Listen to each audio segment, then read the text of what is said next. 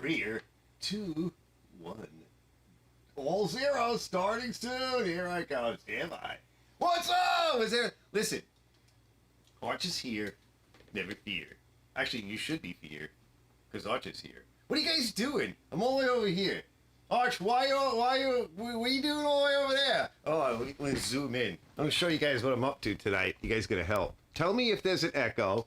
That's the first thing I need you guys to do. Is tell me if. What's up, Robert, Jamie, whoever else is here?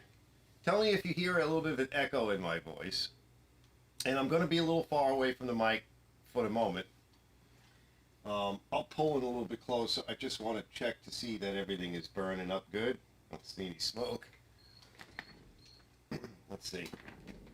Here we go. That's not too bad. All right.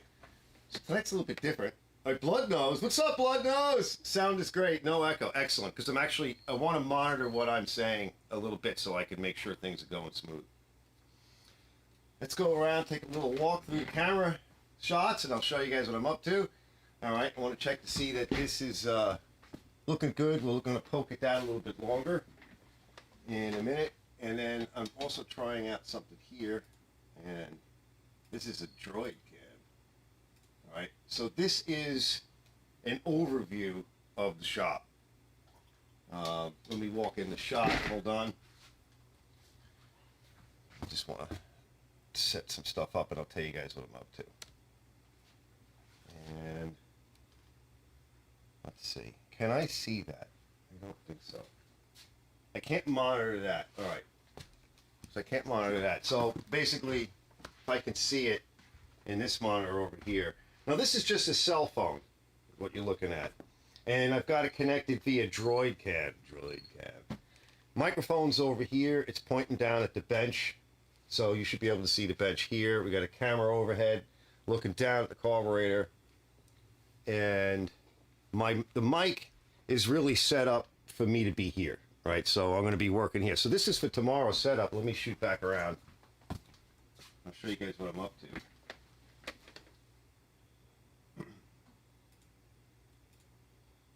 So the plan is for tomorrow, and I'm not sure exactly what time, but sometime tomorrow, Sunday, is tomorrow the 1st? Let me see, let me check my calendar. Yeah, I think so. Wow, this is like the last day, how sad, of summer, even Indian summer. So tomorrow, see this motor here? All right, so I got all of these parts. I'll lace them out. I'll adjust the cameras a little bit. Let me swing this camera down a little. So this is a test setup. All right. For tomorrow. I just kind of want to make sure everything works. So this is the first time I've ever done this exactly. Look at all these cool parts. Now this, I just released a video from that cool old 1970s vintage 5 horsepower Briggs that was on that free rototiller. And the rototiller is kind of shot, but maybe we can fix it. This is all the goodies. So I started cleaning up all of this, except for the carburetor. The tank was a mess, fellas. That footage is going to be, I think the plan is to try to record all the footage I shoot tomorrow. As we put this back together, we're going to do a carburetor rebuild. And we'll do all of this, tomorrow. Get this thing running again and bench test it. And that footage will be recorded. So I'll be doing that live, no holes barred. Good luck! And we'll bench test it, and we'll shove it over to the bench over here behind me. And we'll test it there if we can get it all together successfully, and we'll see what happens. So to do that, my idea was, well, why don't I clean all this stuff up, kind of do a lot of preliminary, and then all we have to do is I bought a carburetor kit for this guy, and it's just some aftermarket carburetor kit. The carburetor basically ran, and so we just need to wash it, and then we'll do the bench build on it. We'll put everything together. And if we can get that far, we'll bolt it to the bench behind me, and then we'll run it and see what happens. Now, that's all going to have to be done live, So I figured tonight I'd let you guys in on what I'm up to, and then test out the cameras and stuff, and just to get an idea for myself, since I've never really done anything like this. Let me back out a little bit. Where am I? So let's see. Just checking my monitor. So since I've never done anything like this, not quite this way, I need a little rehearsal, and I figured I'd fill you guys in. And one of the things I want to do is try to get the cameras set up enough so that you guys don't see any jerky movements other than my own jerky movements. So like I just moved the camera a little bit, but it was nice, it was smooth. It wasn't abrupt or anything. And then if I want to show, so I've got a camera over the bench, and I think that would be good because I have these two cameras here looking down. One looking down, one looking down, more from an angle, more of an over the shoulder, right? This one here is more of an over the shoulder. And then to make my life a little bit easier and things a little smoother is I set up my laptop, and I've actually got my laptop wirelessly connected to my internet, to my network. Unfortunately, that router is about 100 feet in the house and in the basement. So my connection isn't great. So I'm going to need some type of a switch or just another good router or something like that in the future. And I've already got one picked out. I just can't afford it. The one I want is the one that a lot of guys that do this stuff with the equipment I have, it's one that they use. There's a couple of different variations on it. I just need a cheap one. But I know which, I don't remember the name of it, but I know what it is. And these guys use it to make money. This is the stuff that they use. And they bring it out with them when they're doing jobs outside of studios or in their studios or whatever. So it's not expensive. It's about $70. It's a combination router switch and wireless. So not only can I do wired, but I can connect wirelessly, which is nice because then I can pick this up, go wherever I want in the shop, and as time goes on, there's a few things I could do with this. Now, let me show you, because I want to kind of test this out. Let's move this off the table. So the plan is sometime tomorrow. I'm not sure when, fellas, because it's been raining so much, and hopefully you guys are all okay from that and haven't been flooded out, those of you that have had to deal with it. But because it's been raining so much, I haven't gotten everything I want to get done, and hopefully tomorrow I can do what I got to do. All I got to do is just like pressure wash and super clean my back room, the mud room on the house, get everything out, soak it with some super clean, let it clean out a little bit, rinse it out, and then clean a few things, and then put a few things back. And then I'm guessing maybe around 1 o'clock or so, Eastern Standard Time, somewhere around there. Should take like an hour or two to kind of put all this together and test it. And especially if tonight I can kind of fool around with the cameras, chat with you guys, do that kind of thing. So that's the idea behind it. Now, with this switch over here, I can actually log into the software that controls the cameras. All right, so this is an overview. So I can do it very quickly from the workbench or from this workbench working on the other bench. And I don't have to keep walking all the way over to, the main computers to do it. That takes too long. And if I'm actually recording this stuff, because I use this method very often to record what I'm doing for the videos themselves. Of course, not live, but I'll take that recording and then I'll work it and edit it into a video. And I think it's a good view overall. Like we can look down. You guys have seen me do this before. And, I was going to do it tonight, but it's like, it's too late. I could zoom in a little bit. I just have to watch, the overall lighting because the cameras are running in a manual mode. So they're not automatically compensating for anything other than focus. And I think it's kind of neat. That should work out pretty good. And I have my monitor set up near me. So look, we can see pretty deep inside. We have to put the jet in, get everything clean real good. We'll put the new jet in. So I have all kinds of new stuff. Let me show you the new stuff I got. And also, in a minute, I want to see if I can monitor the chat window from this little laptop. So we got all this nice stuff here. Let's open it up. I forget what kit I got. I didn't get it from HIPAA, I don't believe. I should have asked them, but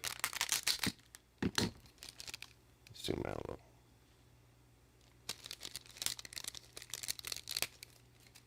Yeah, some nice stuff in here. Now it's like this kit should work, but it's got a bunch of different gaskets in it. And we get the diaphragm that we need, which is for the Pulsa pump, because it's a Pulsa jet carburetor. So that's nice and new. Now the old one wasn't terrible. I mean, it ran really good, but I figured, why not, right? And it was getting a little bit beat. You can actually see. It's getting a little bit weird. So this is all the old stuff that we need. And then this is the new. A nice spring kit. Here's our main jet, part of our main jet assembly. And it might be a little bit bright. If I zoom in a little bit, the f-stop will change. And that's some nice new stuff. And these guys. So I'll have to go through all of this tomorrow. Nice gasket. We've got to figure out what gaskets we need. So I'll take a look at that tomorrow and I'll lay out. So there's some extras in here for a slightly different carb. It's nice because, you know, I think this is the one we need. What came off was destroyed. Let's move this back.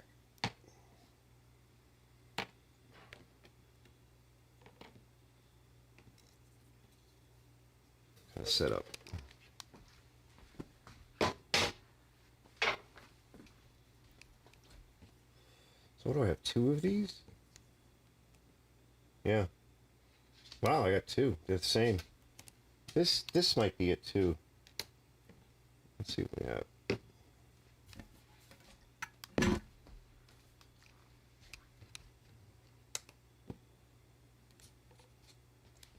So that's what it looks like. I don't remember what was there. Yeah, it's not gonna fit. No way, no how. This looks more like it.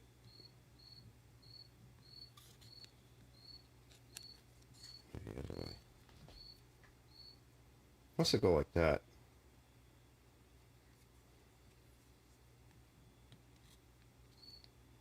Yeah. I'll check it again tomorrow. And something like this. Now, the screen must have fell off inside the tank. So, I'm not sure what I want to do with that. And in the video, the footage that I recorded that you haven't seen yet, I don't know if you can be able to see in there. You can see it's much better. Get a little flashlight, you might be able to see it. Let's see. It was bad. I mean, really bad. Okay. It says, Bloodhouse says, the cricket gives a nice, soothing background ambiance. Nice. So that's what I want to check in a minute. I want to see if I can see the chat window on this little laptop. Yeah, you could kind of see in there. But there's no really good way to hold it. It was really bad. And I have that footage. That'll be part of the video when it comes out, the actual, video itself. But all nice and clean. And I even did, before I do this, hold on, let me switch cameras for a second.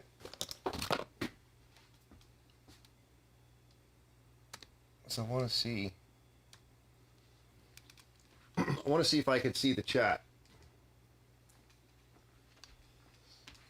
I think it would be nice to be able to see the chat from here rather than have to go back or use a cell phone or something like that. I gotta clear all the trip hazards.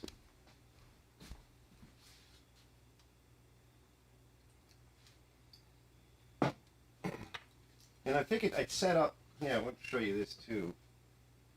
So this is something I just wanted to try. So let's say I want to move the cameras, or I have to shut a camera off. Like for example, I have to shut this overhead camera off because I need it for something else. Because I only have 2 cameras, actually. This other thing is a cell phone. So let's say I was doing a live or something, and the thinking is, if I had a decent enough camera somewhere looking over the shop, and I needed to move a camera and or shut it off to relocate it so that we could now look at something new. I had to move the machine or move the cameras to get to a different position. A camera may have to be shut off, or you wouldn't want to be looking through a camera while I'm moving it on a stand or something like that. That would be horrible.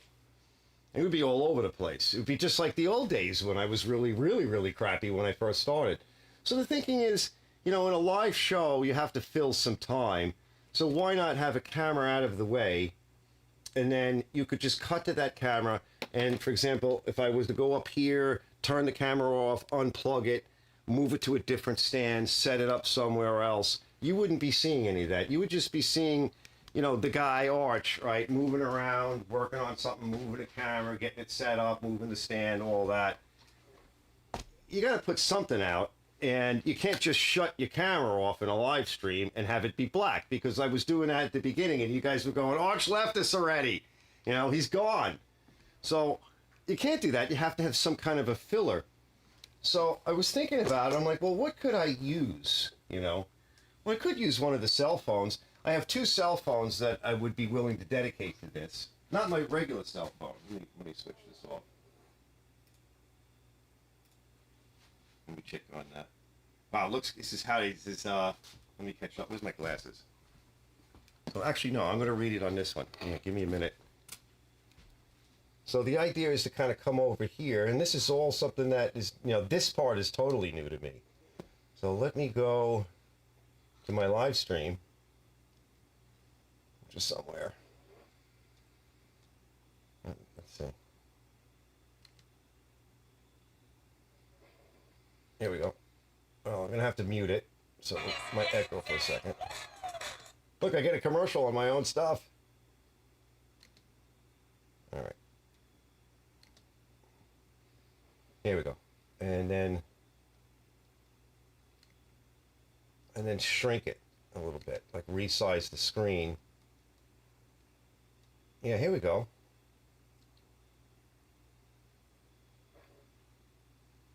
Yeah. All right, good. I can pretty much see it. I can't see all of it. Let me see if I can adjust it. Yeah, that's better. There we go. So good. All right.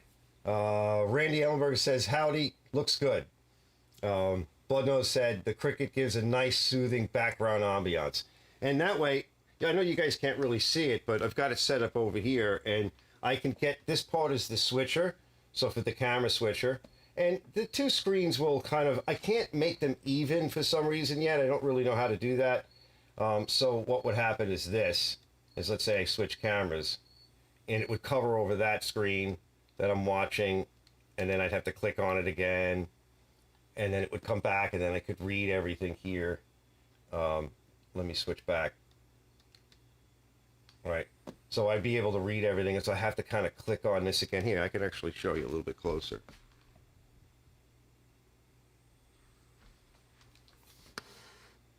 There's going to be a lot of glare. That's another reason why I kind of want to do it in the daytime. I was going to do it tonight, and I'm like, there's going to be too much glare because I don't have studio lighting. See, now I can read what's going on over here. And that's nice. I can't control the whole show from here, but I can control some of it. And that's just going to make things a little bit smoother and a little bit easier. And it's also kind of like a redundancy, like a backup.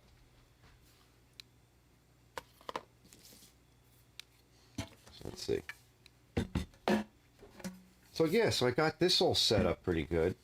It was really dirty, and you'll see all that footage when I release the video. Let's peel off the tape off the stickers.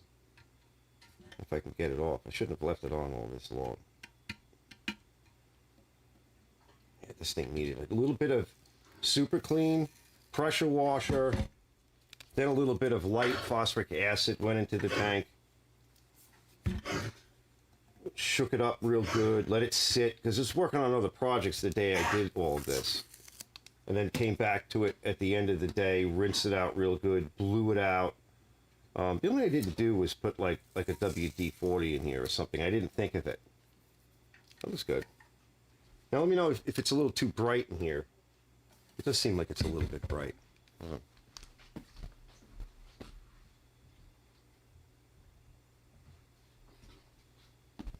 It seems like it's a little too dark, but not right here, it isn't. So this is all ready to go. I would seal this tank, but not this time around. The idea is to get this thing running, put back together again, and have it on a shelf ready. And then next year, if I have a use for it, because it's just a cool vintage motor, and it's in such nice shape, and it ran so well even without doing all of this. So put it all together, get it running, put it on the shelf. Next year, I'll try and fix the rototiller transmission. If that doesn't work, then we'll just use this motor for something else. Now, another thing I did too is I sealed this tank, sealed it all the way around with PC7, and then I let it dry for like a day, and then I threw some paint on it. Feels like it's a little sticky, but these things are bonded. I mean, they crimp together, and then they use, I don't know, some of you guys might know better about what they use, but they use some kind of material where they seal the seam, and it was all coming off, so I got rid of anything that was coming off and cleaned it really good, and then before I put the PC7 on, I ran like brake cleaner or gum out over it, blew it out, and then I put the PC7 on, and I just pushed it in with like an ice cream stick to get it, make sure it was in, and then I built it up a little bit higher because it was covering over some of the original sealant. And then I just like wet my hand and my fingers, and I went over it with my finger and removed any excess, any extra. So this is sealed. This is ready to go, and it's certainly clean enough for what we're doing. This guy got all cleaned up too. This was getting pretty rusty, and the typical spot is down here where it gets really bad. So I just put a little primer on it. I got to date it. So if you guys want to date it, it's a model 130202. I'll type that in there. Kind of dark, maybe PC. Could be you, yeah. It shouldn't be. Where I am right now, where I'm standing right here, should be fairly well lit. So let me nosedive this a little bit more. I'm going to type in case one of you guys, while you're sitting around, fooling around watching my stupid ass, I know this Robert will do it. He probably knows it off the top of his head. Model number 130202. Yeah, I'll type it in here. See, can I? Oh, I have to sign in. Okay, I can't. I'm not going to sign in yet. Let me do it over here.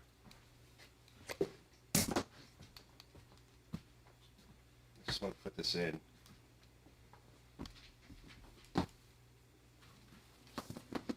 I'll sign in tomorrow.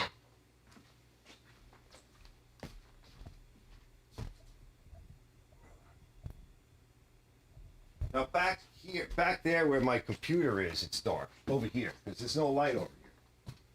It's all focused over there at the work table. Let's see. It's a model number 130202.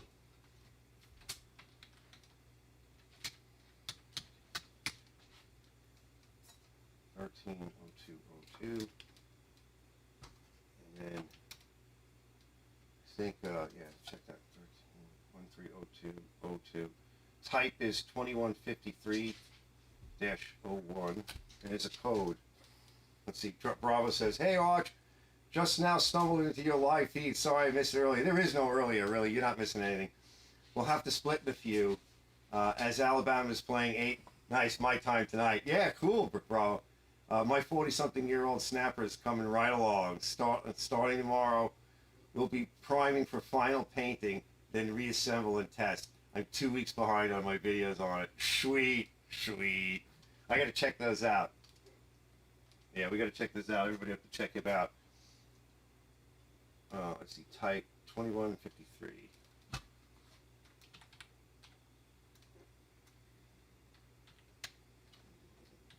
53. Yeah, -01. I haven't had a chance to date it yet. So you guys can actually type this stuff in if you want. And then the code is 87021207. We want to do this. 87021207.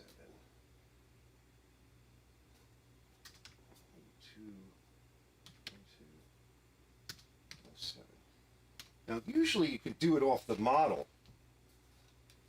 number itself. The problem with All Lives TGM Forum 1987, that's not bad. That's actually a lot later than I thought. I'll have to correct the title. That's actually good.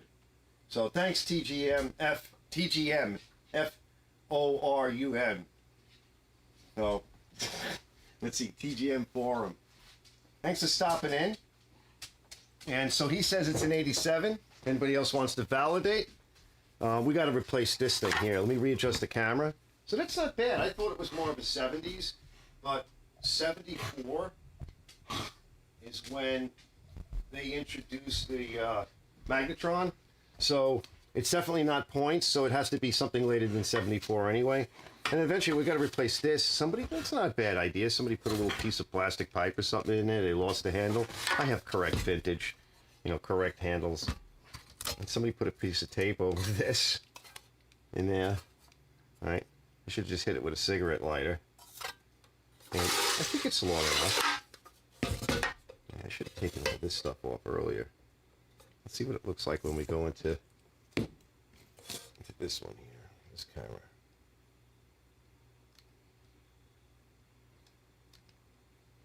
Right now that seems a little bit bright. Yeah, it's too bright. Let's see. That's surprising. That's a little bit better. So to do something like this, I have to run my cameras basically in manual. The only thing that's auto is focus. And you really don't even have to do that. I mean, you could just run the whole thing, because if it's a bench setup, you're working on a bench and you have the camera fixed on a tripod, sometimes it's better to actually have it in manual focus, because if I do this, right, it will always try to stay focused on the thing I'm focusing on. The only problem with that is that if you go to move the part, then you have an issue, because it won't focus there. So now the autofocus on this camera here is not as good. I'll show you what I mean. A lot of people I've seen this problem a lot. So I moved my camera because there's a bench vise here. And if I had the camera where it was, where I set it up, you would have seen the bench vise out of the corner of the camera. All right. Now, if you notice, my finger is not focused. Okay. And the reason for that is that this camera, just this camera here, this camera is set to ignore anything that comes close to it. Most cameras always focus on the thing that comes to it. And you see people do this a lot. They're showing you something and they do this. Right? Now, I still do that from time to time, but I'm doing that for a different reason. This camera has a setting where I can set it to center focus and the thing that I'm focused on anywhere on the screen. And usually it's default. Right now I have it set up for its default is the center of the screen. If I want to change that, I can go around back and I can pull up a grid and say, well, focus over here, down here, at this thing. And that way, if I move anything else in its view, that will be out of focus. Only the thing that I want you focusing on will be focused. And where that's really good is, let's say you're working on a snowblower, and anybody that's ever tried to do like certain snowblowers, there might be a handle in the way, and you want to show the carburetor, you're working on the carburetor, and there's this handle in the way, and the handle is closer to the camera. And you're trying to show somebody something on the carburetor, but the handle is closer. And so the handle's in focus, and the carburetor is blurry, but yet you're talking about the carburetor. Well, the only way to do that on most cameras is to go into manual focus and actually focus only on the carburetor. Well, that's one way. Or you have to have a camera like this one. This camera up here won't do that. So it's got a different kind of a focus modality to it. And so this camera, if I want to show you something, like I was doing this before, it's not as strong. The effect is not as strong. So I can come very close to where the limit of the camera can see. If you get too close, it may not focus. But there's a lot of light, so it's actually doing a very good job of it. Look how close that is. And look at how good it looks. So it's actually different. This is very good for being over the bench. And it's only in automatic focus mode right now. So I think that looks pretty good. This looks pretty good too. Now let's get this off. Now a lot of these cell phones, like the older cell phones, they work different. They use contrast focus. That's why you can't walk around with those old cell phones, because it's looking around its world trying to find one thing to focus on, and it can't. So it does this. It does this focus breathing thing where it goes in and out, gets darker and brighter, in and out. So not only is the cell phone shaking everywhere, but it's going in and out on its own. So you can't walk around with those. And that looks nice. 12.5. So if this is an 87, it's 5 horsepower, by the way, at 3,600 RPM. That's what it says. That's not bad. All right. Let's put this guy back.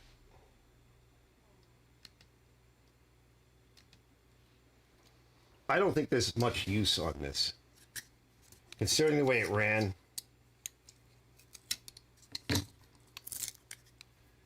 Set up. Yeah, okay, so TGM forum says the first 2 digits of the code is the year. So 870212 is February 12th, 1987. Nice. Thanks, TGM.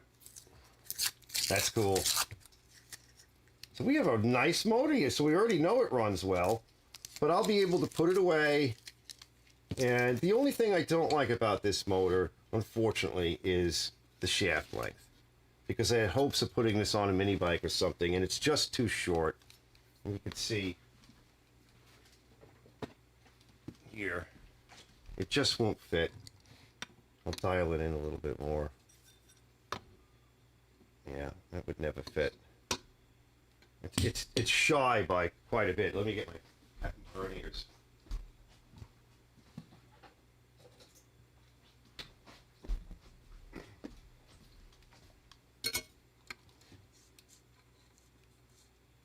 Roughly.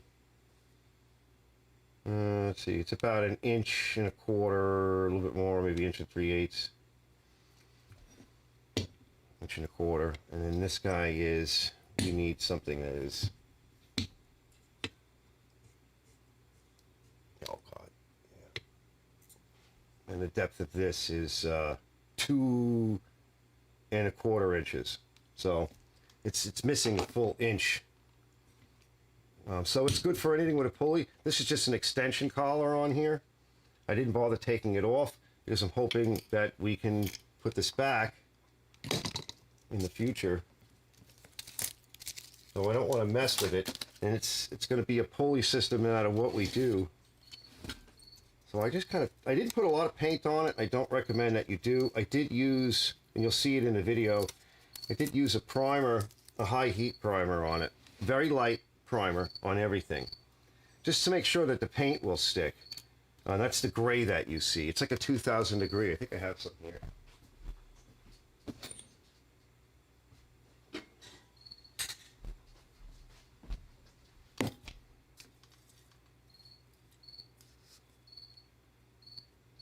A whole bunch of it. So it can go on almost anything. Oh, me a drink.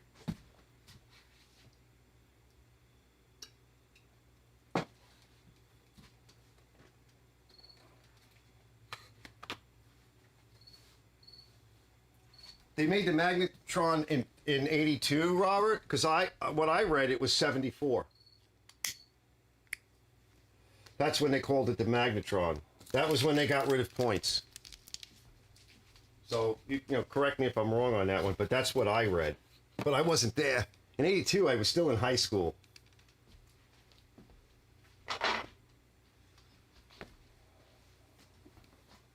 Because they had points for a long time, but points, maybe they named it something different. Is that what happened? So very little paint, very little primer. These, I checked these, everything is tight up here. A lot of guys don't even want to put paint on the fins, but these fins were so oxidized. Sometimes what I like to do is, if these are bare and they're oxidized, I clean them, and I clean them with the acid and all that, and then I spray this on. Just a light coat. See if I can find it. Here we go. So here's another thing you can do. This is the 500 degree engine enamel. That's generally enough. It doesn't burn off. It might a little bit by the exhaust, but a light coat just to stop some of the oxidation, because once the aluminum really starts to oxidize like that, it's just going to keep going. And generally over time, around the cylinder head and everything, most of this shine and everything that you see, it's just going to burn off. Like, it's not going to burn completely off. It'll harden, but it's kind of like it'll ablate, and a lot of that will disappear. I've never had any overheat issues.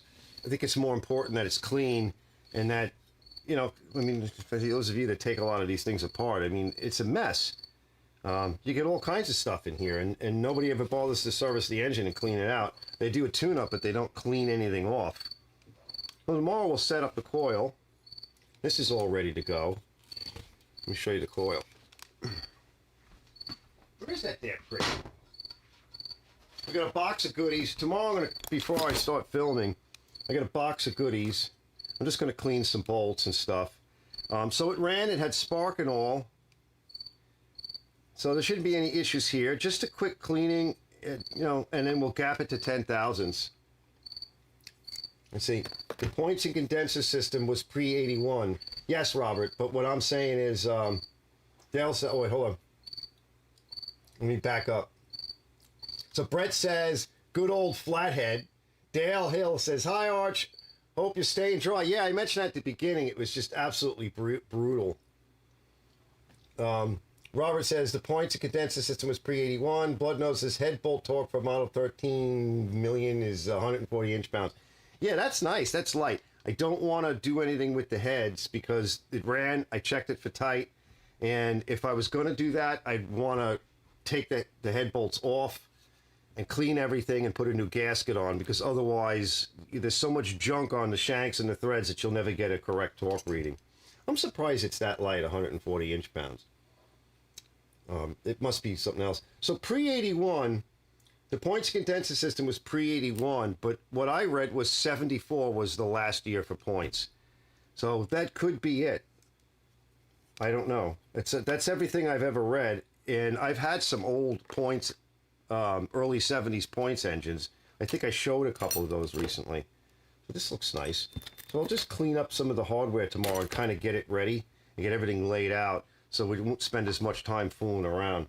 Let me switch cameras again real quick. Move this one. That thing's loud. We'll see how long the battery lasts on this one.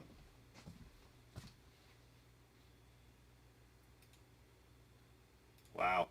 I can't see the back of the phone, so I don't know where the battery is, but it's plugged in via USB and it goes into my OBS software. Which was in the other view, and I'll show you guys that in a minute. But it seems like it looks pretty good. It's going to be a little dark over here because it's just looking over the shop, and there's really no ambient light in the shop right now. There's just a few overhead lights. There's this one over here, and then I've got these two. There's some way up in the ceiling, and back there in the shop is pretty dark. So, and I can't. The only thing is I can't see like this camera on this monitor over here. So I have to keep looking over by the computer. But it's still going. I guess it's a combination of look, there's the dog. Man. He's out cold. And it's a little itchy, a little scratchy. Yeah. He's a good dog. Switch. So you can see back here is kind of dark because there's really no light over here. It's just whatever background light I have. Switch the camera a little bit more. But this will work pretty good. And I even have more light that I can access on the stand itself, but there's no point for what I'm doing. I think it'll be good with all the ambient light from all these windows. The only thing I have to watch out for tomorrow is glare from these windows, just to try to reduce glare. And this, you know, unfortunately, this screen is not for you guys to look at, so I'll try to position a camera where you really won't see what's going on over here. Let's see. What's up next? Robert says, Briggs and Stratton used to have engine spray paint for the engine block and head. Really? They don't have that anymore? Brett says, they used points up till late 80 or early 81 when the compliance law came into effect. It all went electronic ignition to work with the engine brake on mowers. All right, so that would tie in with Robert saying 82, right? They were done. And then TGM Forum says, Magnetron was introduced in 82. First ones were a clip-on, which converted the points coil to magnetron. Wow, I don't think I've ever seen one of those. Yeah, because they had to change a whole bunch of stuff. They had to change the flywheel, they had to change the engine block. Probably not some of the internals. I mean, I don't know, maybe did they change the crank? I mean, we would imagine a whole bunch of stuff changed to do that. But it was better, right? It's for the better because nobody wants to deal with points. I put out a couple of videos on some of those old points motors and how to do them. Nobody really watches them because people are afraid of it. They're like, I don't want to be bothered with that. And they worked okay. So when do you think Tecumseh did it? And Clinton and whoever else was around in those days? You think they did it around 82 as well? Because I remember in like the 80s, Chrysler had the lean bin, right? And by 83, we were ripping them off of all the cars because they were mounted right on top of the air cleaner and all that heat, and they would fry. And I actually converted a Chrysler LeBaron with the rich Corinthian leather. Why not the best? Right? That's what he used to say. Why not the best? Oh, why not the best? What the heck is Corinthian leather? There's not. They just came up with a name, and that's what they called it. Fake leather, rich Corinthian fake leather. And yeah, we threw all that out. I had to rewire my LeBaron. And once I rewired it, it ran fine. I put a regular carburetor on the 318. The only thing that was bad on the thing was the rear ends weren't that good. They're like the GM corporate 10 bolts of that era. And I fried the rear end one day trying to do a whole shot backing out of the parking lot at my job. That was the last it ever moved until the hook came and took it right to the junkyard. It wasn't a bad car. You couldn't use any of the electronic crap on it. Let's see. Brett says, Tecumseh started in around 80. Lawn Boy in 1976 on the D600 engines. Robert says, I just found the Briggs & Stratton engine paint on eBay. Nice. Nobody can put links up here until I have to either, I won't put general permissions on. It has to be a moderator has to do it. You have to make somebody a moderator, and they can allow links and do stuff and whatever. I have to assign it to each individual, so I can't globally allow that. I mean, I suppose I never saw any setting that allowed you to do that globally. That would be a huge security risk. You wouldn't want that because there are a lot of people that troll these kinds of text things and bots and stuff. Like every now and then, I notice that usually on like a weekend, if I go to Marketplace and put up an ad, sometimes Thursday, Friday night kind of thing, immediately bots respond. And you can tell because they always want your phone number. They do it immediately. And if I put 2 or 3 ads up, they say the same thing on all ads at the same time, which no human does that. And when you look at their profile, it's like last month it started, or like yesterday and last month. So they're all bots, and they try to put up like pictures of like families and chicks. Fucking AI. You just gotta love it. Yeah. Let's see. Brett says, I just found Briggs. All right, we heard that one paying on eBay. That was Robert. Brett says Uncle Arch is the moderator. Yeah. The only thing is I'm just not moderate. You know, I'm definitely right wing. I'm not really right wing. I used to be a liberal. I still am in a lot of ways. I'm just not the ones that are currently, you know, trying to take over the planet. The rest of them, I don't know where they went. I think they just went to the right. So I got all of these really good parts. I'm all ready to go. This thing here, I did a good cleaning, degreasing, a little wire wheeling, and a quick acid etch, although I'm basically out of my favorite acid. And then I put this paint on it.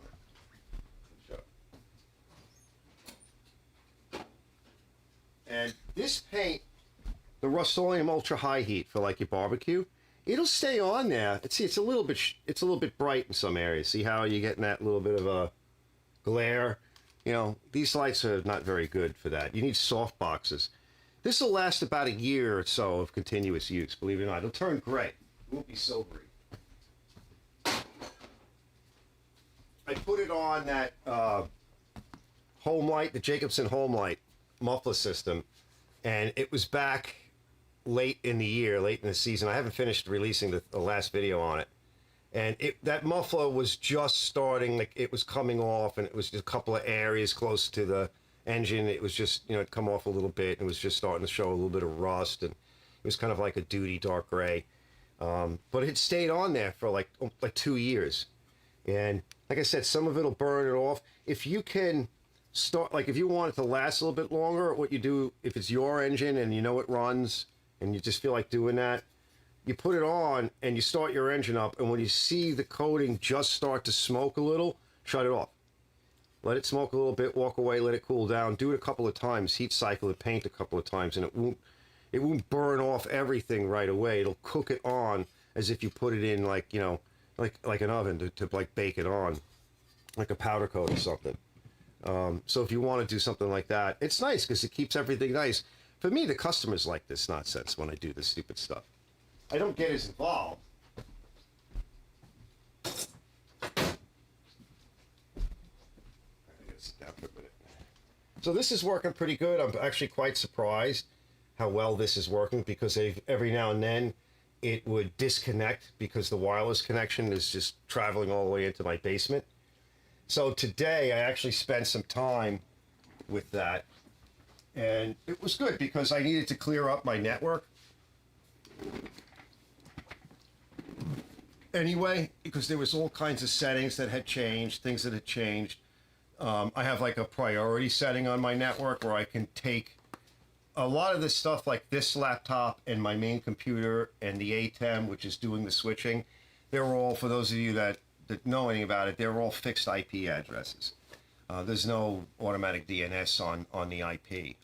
So all of that is set, and then I go into my router, and my router has an area where I can just, you know, lock in the IP address and the computer names and stuff. And then there's another section in there where I can establish priorities. So like one of the things that was happening is things will migrate around a little bit. And the ex was in the house watching something on Netflix or whatever, and you know, that just starts to use a lot of bandwidth. So that and everybody else's cell phone that's not mine, they all get shoved down like well below the priority level. So this got priority, the ATEM got priority, my cell phone's got priority, the main computer got top priority, and I just went through everything and disconnected a lot of stuff.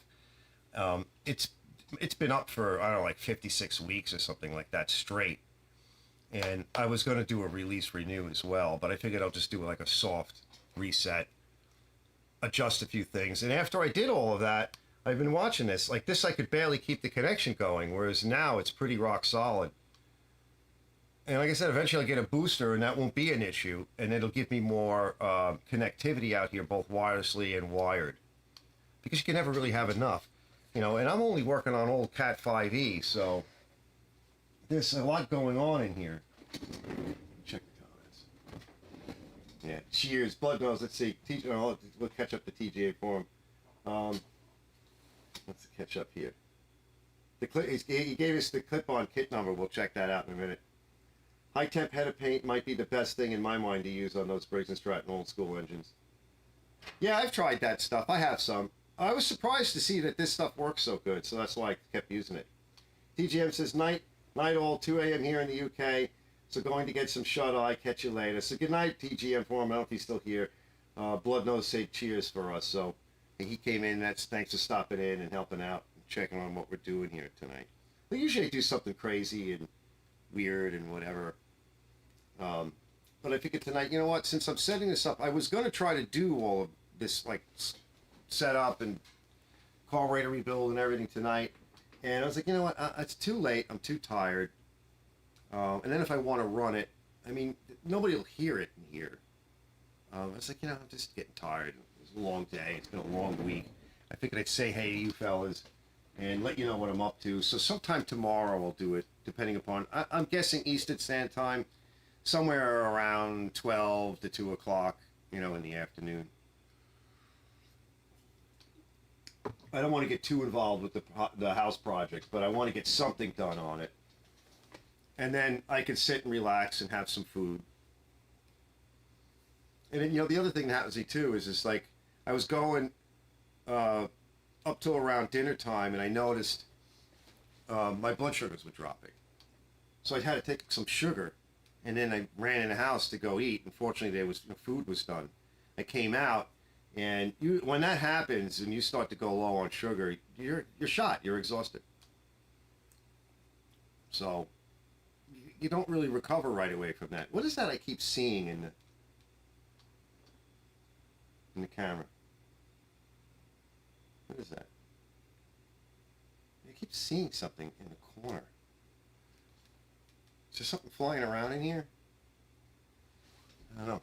I don't hear the cricket either. Yeah, I don't hear anything.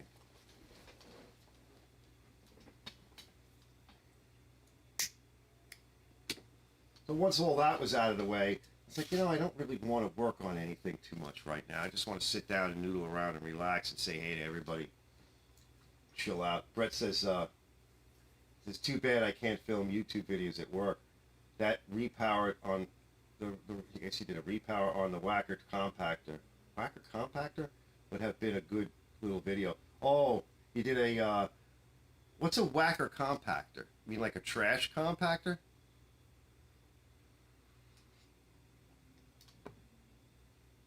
Is that what you're talking about? I can actually take this off. Since it's not feeding back, right now I don't have that to worry about. I'm a lot more comfortable now.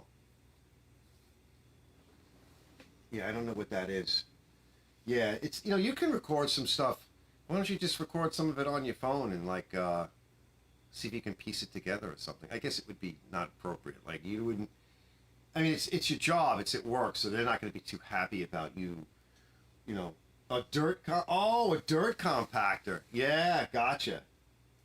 Yeah, the plate compactors. Yeah, those are nice. Yeah, yeah, that's cool. That's cool. That's a pain in the neck to test, huh?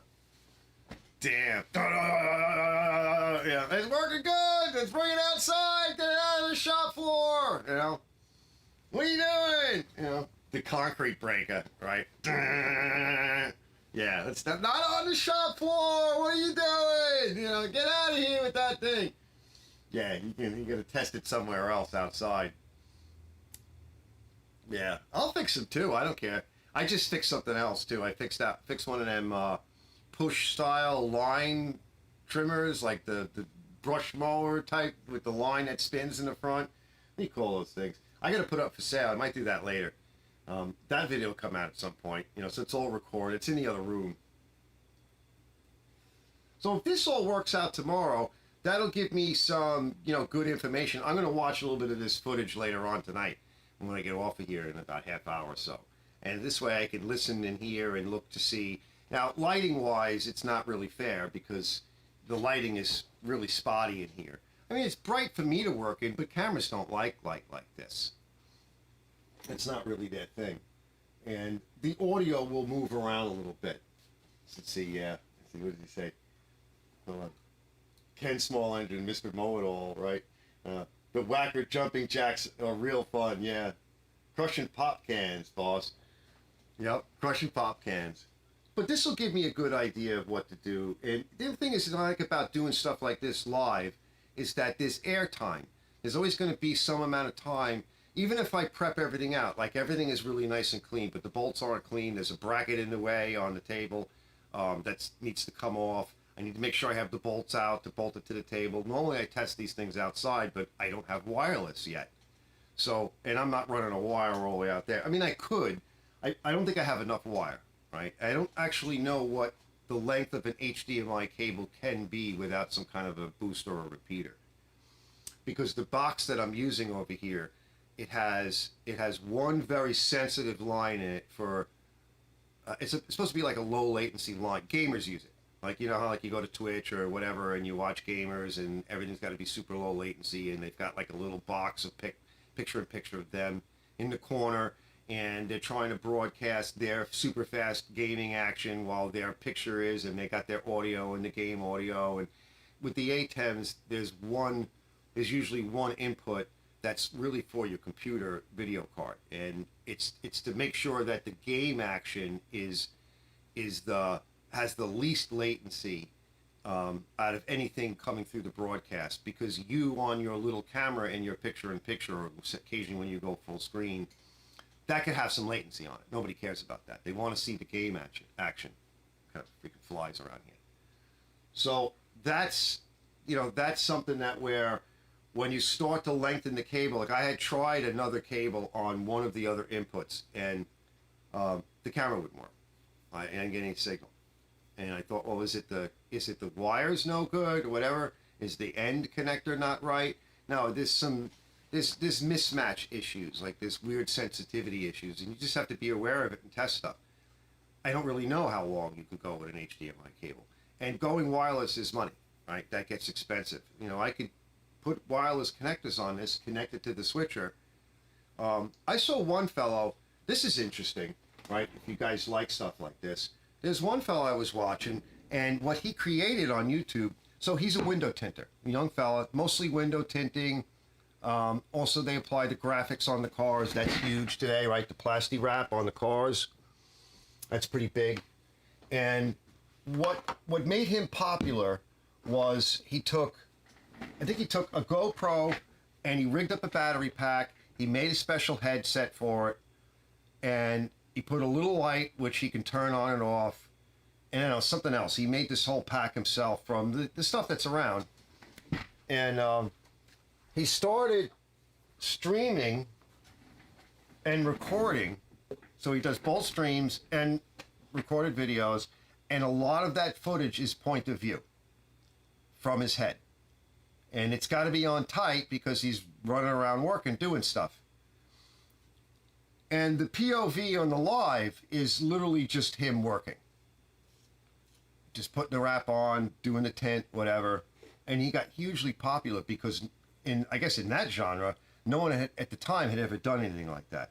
And he's had a couple of upgrades to his rig because it's cheesy.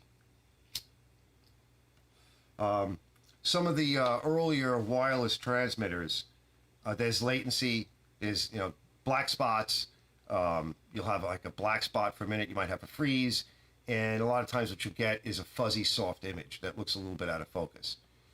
That's not always the case, but you have to spend money and you got to tweak settings and play around with it. But that POV thing, a lot of people like, and I know a lot of us that are doing YouTubes, even to small engines. If you put it on your chest or just put the camera on your head with your little headset thing, and you grab some of that footage while you're working on the machine, it's a great view because it's literally like what the mechanic sees. But then you see you're recording. You can even record in 4K or whatever. It doesn't matter because you're going to be putting it on your editor and you're going to be splicing in with the rest of your show. So there's no wireless transmission or anything. It's just going right to the little card. The thing about that is that without monitoring, there's no way to monitor it. So if the battery shuts off or the thing glitches or you run out of memory space, you don't know it. And you don't know it until you go and check the camera. And if it's all, you can't see anything, right? So without having another camera running at the same time, you got no backup footage. And for what most of us do here, you're not going to redo it, right? You're not going to take anything apart and do it again. It's like This stuff is all I'm going to put together once, whatever comes of it. Hopefully I don't have to redo it for any reason, right? You know, something like that. So this is kind of dicey to do. It's sort of a big thing to take on, but because it's all wired, I mean, I occasionally even see glitches. I don't really know what it is. I've tried to figure it out. I'm not really sure. It could be anything. It doesn't seem to be the cameras, because when I look at this monitor over here, which is my confidence monitor, it's actually a feed right through the camera, through the ATEM video switcher, right into another monitor. And there's no software really involved in it. There's no computer, and it's just the computer in the ATEM and whatever computer is inside the camera. And it doesn't glitch. But then when I look at some of my footage that I record, or if I happen to be staring at the computer, it'll glitch. And it'll put that on a recording, or it'll put it out to the live, and it'll be a glitch. And it's wired. So the only thing I can think of is it's Windows, or it's that software. And because it's random, how do you look for something like that? Let me see if you can turn anything here. See, oh yeah, cool. Stand by, I'm coming. Let's see. Let's see. Brett says, yeah, crushing pop cans. Robert says, got to do a video of my Husqvarna mower and the backpack blower. Yeah, you should. By the way, Rob, I saw you got some new parts for it. Are you going to show putting those things on? I hope. Right? Working on your mower. I might move the cameras a little bit. I might take a quick look, because I wanted to see Blood Nose. Let's see. Brett says this wasn't a jumping jack, Mitt. It was the vibrator plate. Yeah. Blood Nose says 25 foot is the max for non-boosted HDMI. Right? I think that's what I have. I don't remember. I think it's like, I don't think it's a 50 footer, because I was a little concerned about doing that. Because the shop is about 20 feet. 25 feet. And my thinking was, if you were to go sort of corner to corner, would be, because you got to think that like the cables are, this cable's wrapped around that way, it's losing footage. You know, you can't string a cable like a clothesline to a camera. You have to make nice loops and go around. And it's probably a 25 footer. And that may even be part of the problem. It might be very much at the edge of where it needs to be. And I couldn't afford to buy like a super high quality cable yet, because I don't have the money for this stuff. There's a cable that comes, it's a USB-C, and it comes out of the ATEM and plugs into the back of the computer. And I had thought about buying a better one. I got a pretty good one.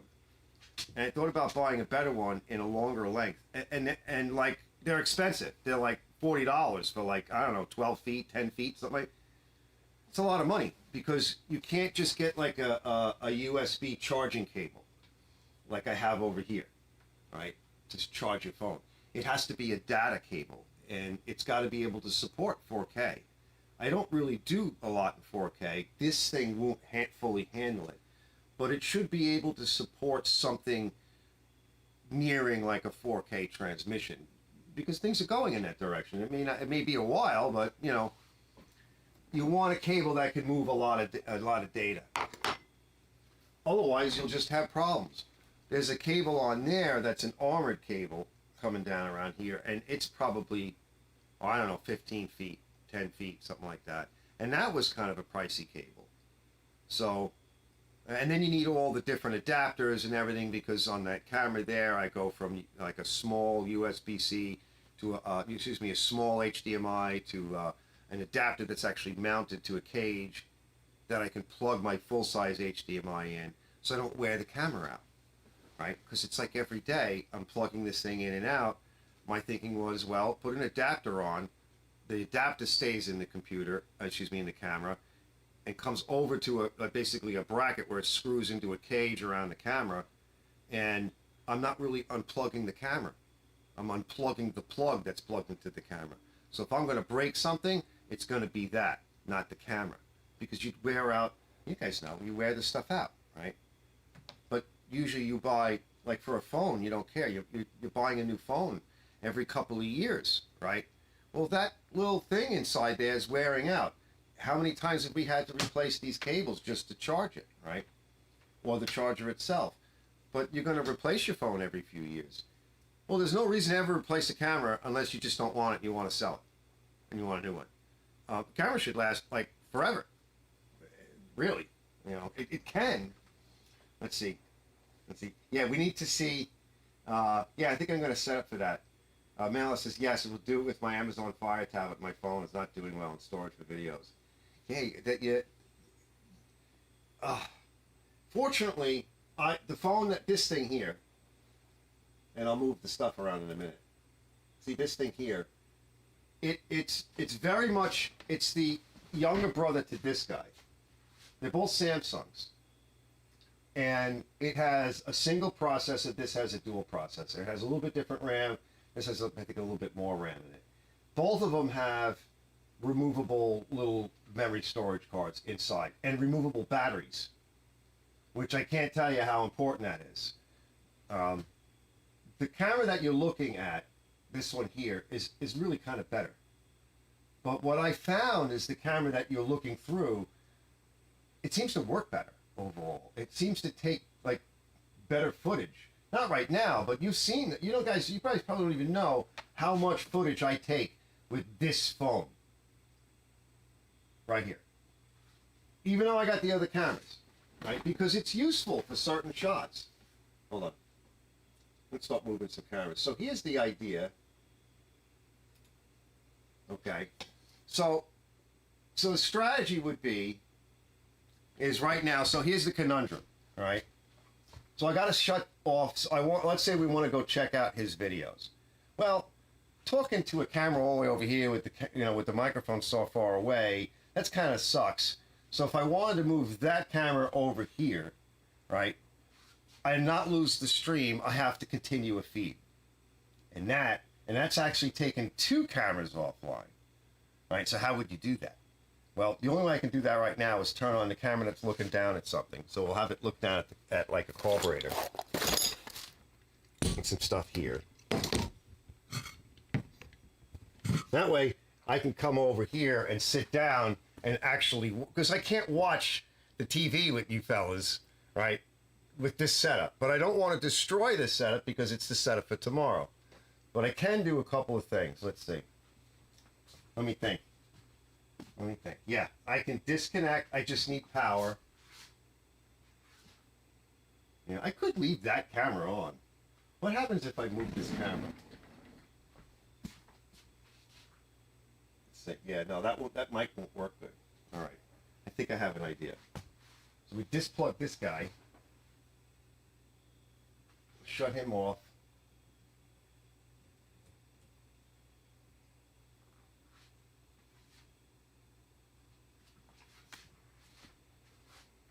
Let's see, what's my stand? Wow, I'm still 100%. So even though that camera was running all this time, and I left it on from earlier, the USB was able to supply it power to keep it running. That's kind of cool. All right, let's shut it off. That's good to know. Now, I will lose audio unless I turn the audio on that thing on. So hold on.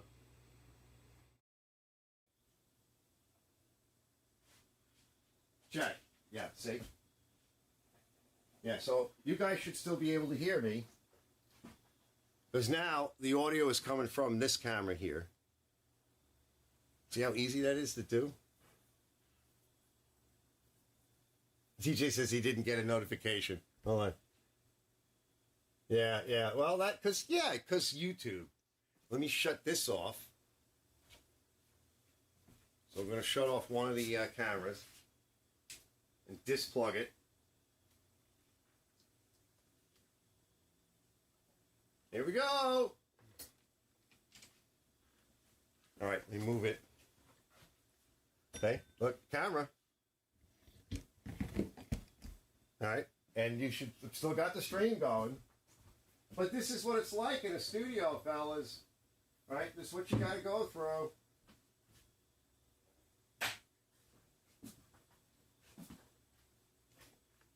All right, here we go. Here we go. Here we go. All right, I just need a power supply.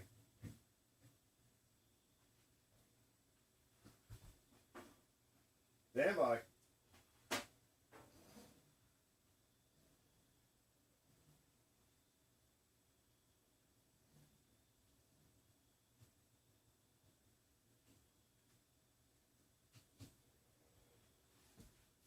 and my mic connected.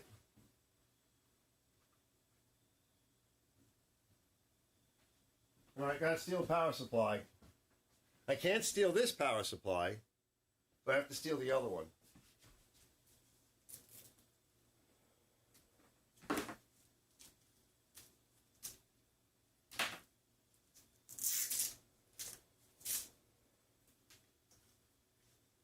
Am I?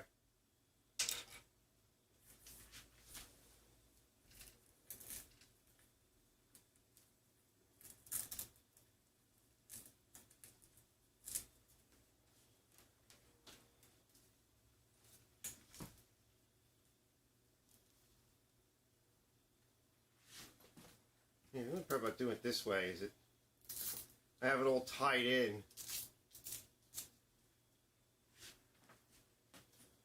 And I have to untie it because I don't usually take this power supply off. All right, stand by, coming up soon.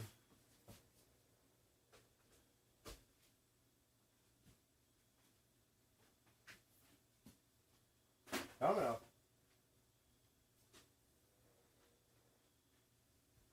You grab the mic.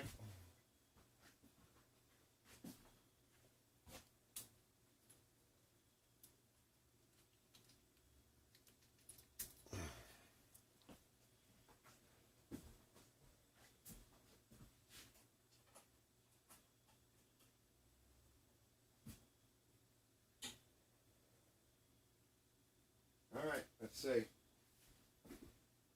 Camera on.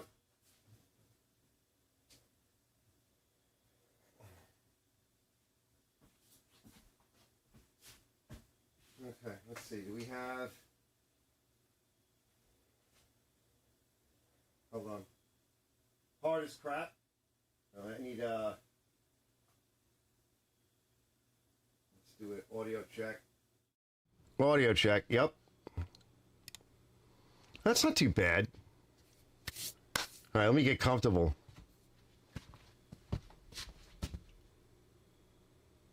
Now I'm going to need to sit down. Let me check audio.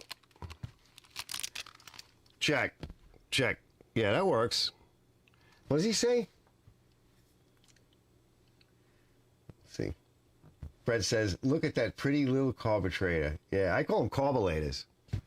All right? Because there's a guy that I know, he's a Latino fellow, he used to come by a lot.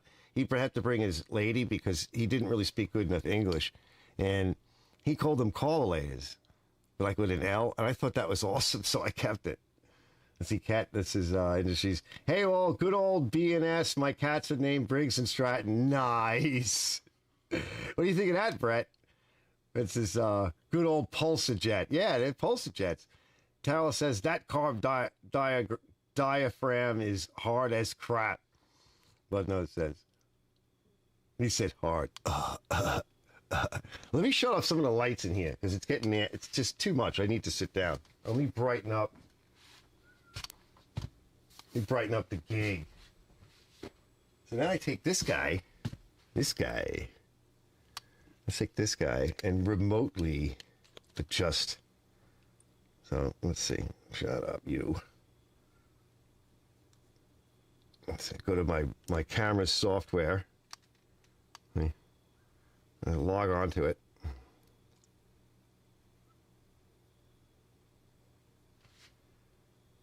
That was pretty good, interesting setup. Up the ISO. We got to gain up. Gaining up, fellas. Gaining up. All right, leave it there for a sec. Let me shut some lights on so I get comfortable. Should I get naked too? No, Arch, please don't. No. Don't do that.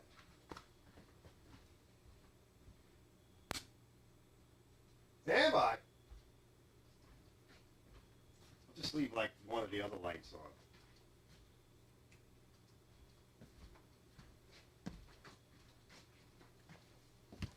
I'm gonna go in a minute, switch out my ice bag so I can sit on something comfortable, and then we gotta go check. There's two videos I want to check out. All right, I want to check out. We could boost the gain a little bit. It's kind of like orangey. That's good enough for now. It could be like the late night show. Let's see, Kat says, Let's see. Brett says, oh, he said hard. Blood Nose says, no, hard as carp, the fish. Shopcat Industries says, I've got a 4 horsepower to put together someday soon, but I think the 5 iron horses might be in line first. Yeah, that's what I figured. Let's set this up, have some fun tomorrow. I just got to get some of this work out of the way before, I don't know, is there any more rain in the future? Because it was bad up here. I don't know how bad it was for Ken over there in Ken Small Engines. Because when I remember when I lived in like Connecticut half-time, like part-time for 7 years. And mostly I was in Stratford and stuff. But I would, to get to the ferry, because I used to like to take the ferry, because it was just cool, you know. It was worth, in those days it wasn't expensive. It's not like now, but no grease!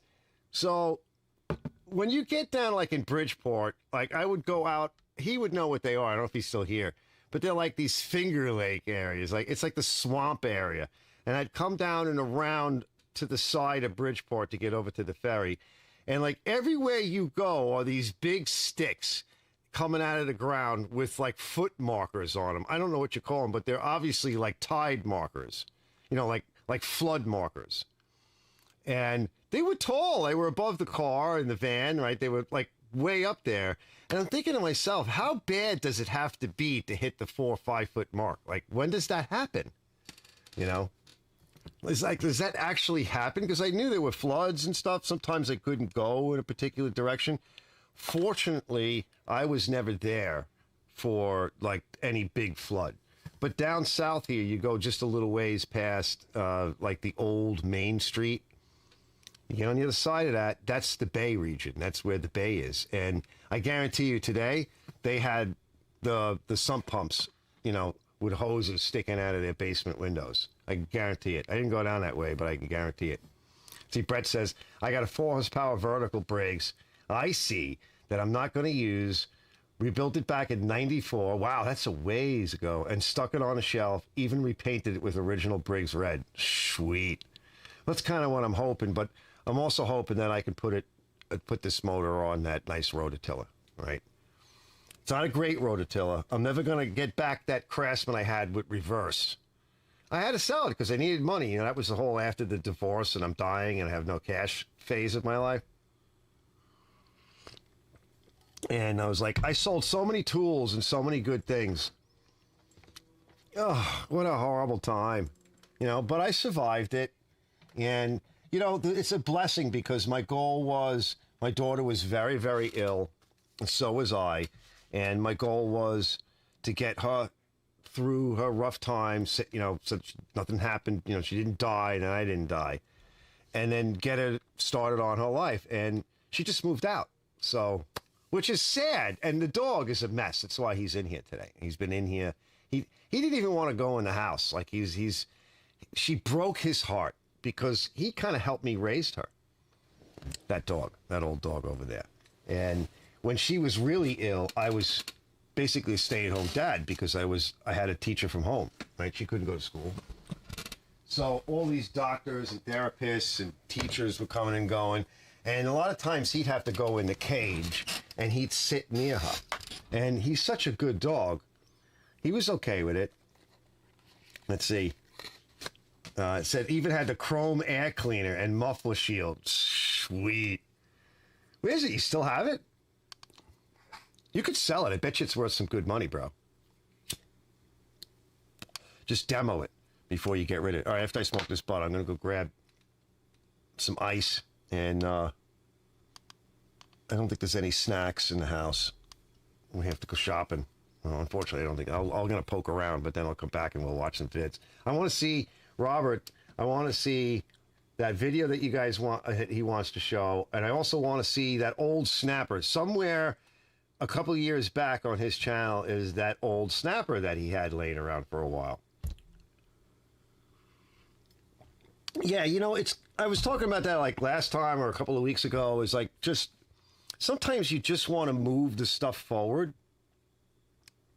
You can't keep everything sitting around. And I haven't released these videos yet, but there's a couple of videos I converted. This is on a Toro. I did a video a little while back about, you know, what Briggs has changed and stuff. What are they doing, right? And it's the new E series and how they've changed some stuff. They've increased the size of the fuel tank. They mounted it on a different upper mounting plate that sits on top of the motor. It seals the PCV vent area, so that's the cover as well. It goes underneath the flywheel, etc. And it's a different flywheel, right? So this time I decided that I was determined. I took an older version off of an older E series motor, put that away like in that video. And then when I redid this Toro, I didn't have the gas tank proper. I didn't have the cap. The cap was missing again. And I was like, the heck with this, all right? I'm going to rip all this stuff off and see if we can put the older E-Series outfit on. And so that's what I show in that video. And the answer to that is yes.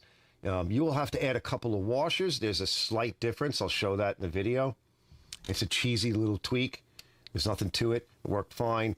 And to put a bigger tank on and to take a flywheel and reduce the mass of the flywheel, less metal, and put a plastic fan on it to make it cheaper, right? So you don't get something for nothing here. Then that didn't make a better motor, really. See, Cat Industry says, the other thing I'm starting to realize with my recently begun 1970 Jacobson Super Chief 1450 project is we are too hard on ourselves trying to push projects over the finish line. Of course we are. Of course we are. Because that's from... And says, Kat says, just make steps and let the next guy take more steps. A lot of it comes from making money, working for other people, and somebody yelling at you going, come on, you're going to be done with that. It's going to be Christmas before. I'd like to get paid on this. You want your paycheck at the end of the week? Because if you don't get that done, everybody here is going home. You know, all that crap, right? And then just in general, we always push a little hard. I'm old and broken now, so I'm like, I don't push hard anymore. I have my own way of pushing hard. Like, I don't need to be up right now at 9:22 doing all of this stuff. This is my way of sort of pushing that little extra, but taking it easy so I don't hurt myself. You know, like my buddy Tom was just here, and he's had his bout with cancer, and he's messed up from it. You know, he's had his health challenge, and I was talking to him, like, you know, he still has to work and everything. And they ripped out his teeth, too, right? I don't remember why he told me, but they decided to do that because they didn't like them. So they ripped him out, his front teeth. He can't speak right. So now he's got to get dentures. I get it. They're trying to fix him and save his life, and they're seeing things and they don't like it. But it's really stressing him out because, like, he can't eat properly because he can't taste anything. And he's like, I'm like, dude, just don't kill yourself anymore, whatever it is, because this is what's happening to you from killing yourself all these years working so damn hard. Learn to live with a little bit less, but continue to work because you need to get up and go and do and everything. He's trying to learn how to do that, you know, as we push and push and push, which is fine, you know, when you're young, but, you know, my other friend, Brian, my friend Curve, he was telling me that, like, his neighbor and they're older than me, his neighbor just had a double hip replacement, which is stupid that any surgeon would do that to you. And this is from football injuries in high school and college. All these years later. You know, why? Right? They don't ever tell us about any of this stuff, right? The coach never says, oh, you're pushing too hard. You're going to wind up with hip and knee replacements and shoulder. And another guy he knows, he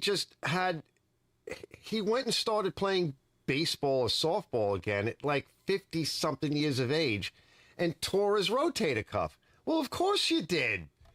You know, let's see, Kat says, moderation is key. Yeah, but we, you know, because part of us still thinks that we can go do. All right, let me set up a little bit. Turn that off. I'm going to open up. So I didn't break everything down. I just transferred over a few things. I don't have a lot of extra cables and extra power supplies. I only have the one good microphone here.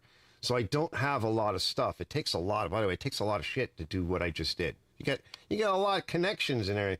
I can't afford to buy anything yet, so I figured tonight, let me just see what I can connect, do a run through, if I have enough to do it, and then do a test. Later on, I can listen to it, and then tomorrow we should be good to go, and I can have some fun.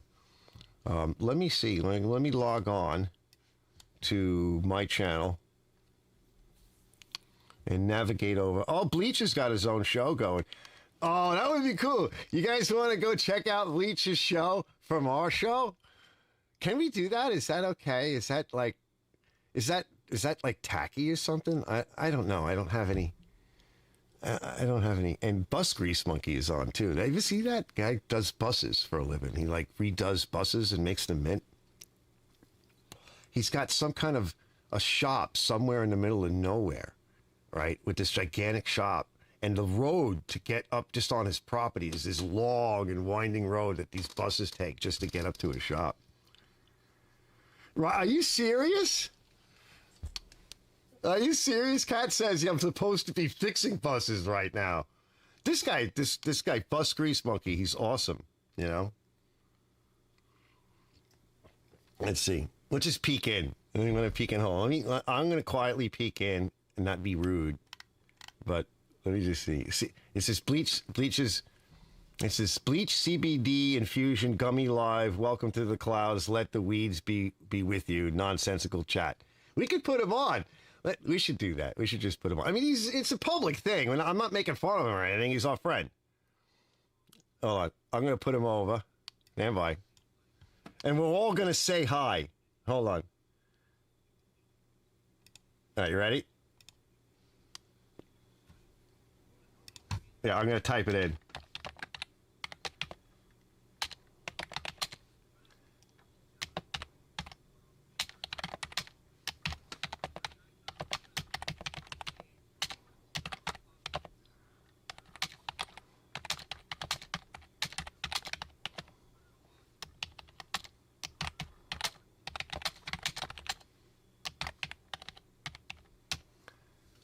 Let's see what he says.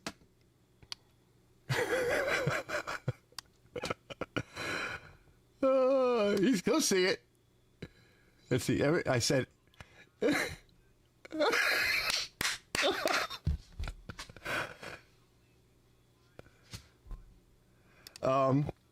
see.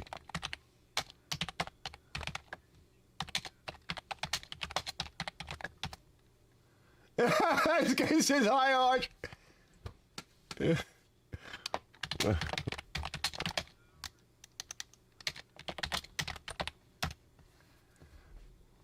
And this way we can be supportive of his show too, you know.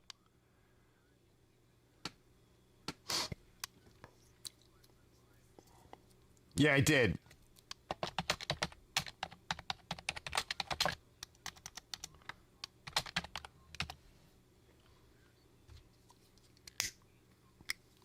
Oh my.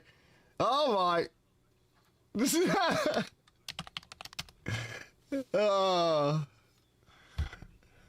yeah, sure. Yeah.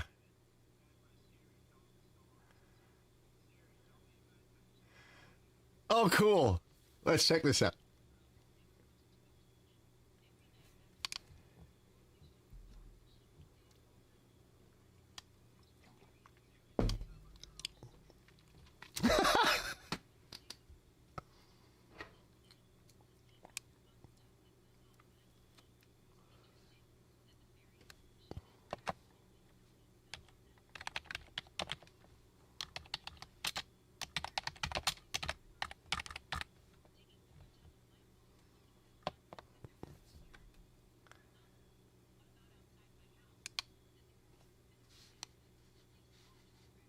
Oh, let me put this on.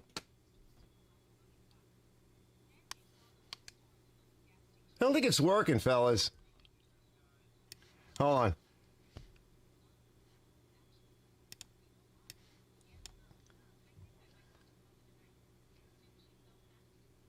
So Cat says he's going back to work. I don't hear the audio, though. I do have some audio issues tonight from fooling around. It should pick it up. But it's not. Hold on, I know what to do. Hold on. Hold on, fellas. I was playing around the other night. Stand by. High anymore. I think he's past that. Yeah, here we go. I think he did that in his younger years or something. From I understand. And now my back is spazzing. I think I better end this and get up and move around. Um, do some stuff. Oh my gosh, 7:30. I lost track of time, guys. Um, we we gotta get off here and stuff. Yeah, and Siri can actually tell stories and stuff. I think they're more for children or something. There's like one about a mermaid or clouds or something. I'm always talking about cumulus clouds or something. But um, it's late.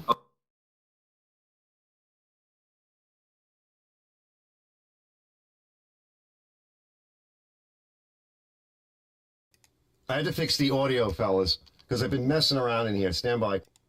I was messing around tonight, setting up for tonight and tomorrow, and I just needed to make sure that some of the stuff was shut off. And my normal live, I would have desktop audio enabled and everything. So now I want to go to. Let me catch up with you guys. Let's see. It says, I think Kat said he wanted to go because he's got stuff to do. Brett says hi from. Yeah, I told him hi from everybody here, and he might stop in a bit. And Brett says good night to Kat. So I think we're all caught up there, and I'm just gonna go grab. I think Bleach is getting off, so he wants to go do his laundry and stuff. And he was laughing real hard. I know you couldn't hear all of that because, like I said, I'm not really set up for that until I threw all the switches and everything. But he was laughing his butt off. That was funny. That was a lot of fun. It's fun to do this stuff, right? Peeking at everybody else, right? It's like a show on a show on a show. All right, stand by, fellas. I'm gonna go just check my coffee level or whatever and grab another bag of ice, and then we're gonna check out Robert's stuff. So give me like 5 minutes, and I'll be right back. Like not even 5 minutes, but I have to go all the way into the house, though. So stand by.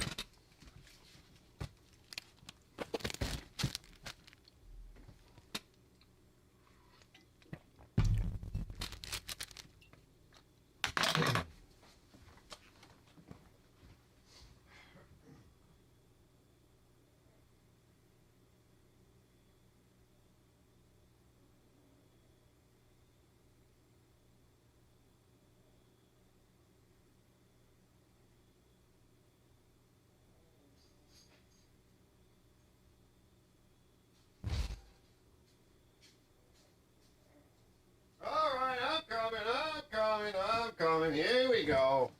Stand by. Stand by.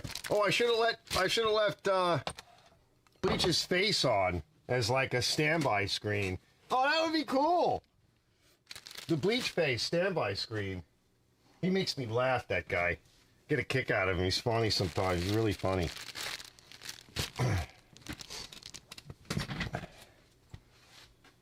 All right, stand by. Let's see, is anybody left? There we go. There we go. Let's navigate our way. Oh, Robert Walker's here. Rob called me the other day. Hold on, let me catch up. Let me disconnect my belt. He called me yesterday. Robbie, you called me the other day, whatever it was outside testing a lawnmower, and I heard the phone ring. I'm trying to get closed up for the end of the day. Get all the footage taken, get everything back in. Good thing I did, too, because it rained. It's just been raining like crazy. So I got all that done, and I got the ad in, and it sold already. So I had to finish all that up. I didn't have time. It was getting dark. Let me catch up to you guys, and then we'll get over to the next thing. You missed the, Rob, you missed the technical talk time of me setting up the cameras and getting ready for tomorrow's live stream, where I'm going to put a motor together and test it. Finish putting it together. So I had all this different camera setups and everything earlier. And just testing it out to see how everything was going to go. Playing around, chatting with the fellas a little bit. And so let's see. Let me catch up. So Brett says, have a great weekend to Kat. Blood Nose says, I'm out, guys. Good luck on your live tomorrow, Arch. Cool, Blood. He's probably gone already. Bleach is cool. Yup. Walker says hi. Brett says hi, Robert. Shop Talk with Brett says Arch will be right back. Yeah. So I got all that done. Are you back home now? Are you back on incontinent off the shores of wherever? Or are you still out on the water somewhere?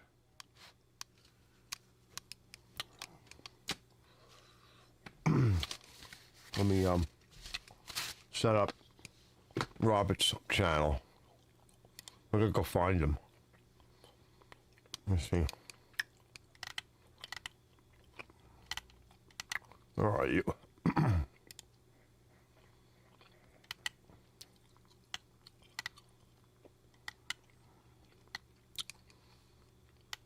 Let's see. Oh, I just saw a glitch right over here. Yep. Let's see, Robert. Where are you, Robert? I must have like 500 people I'm connected to now.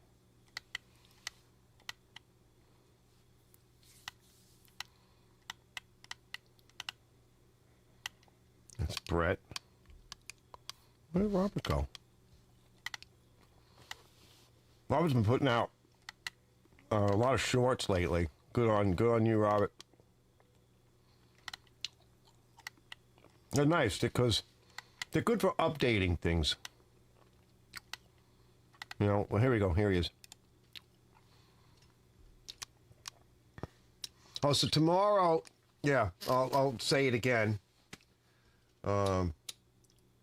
Let's see, Brett says, here's the engine we used on that compactor. How are you going to show it to me? Because I don't even know how to give you. Last time the Zippo showed me how to do it. Can I give you, do you need to drop a link in?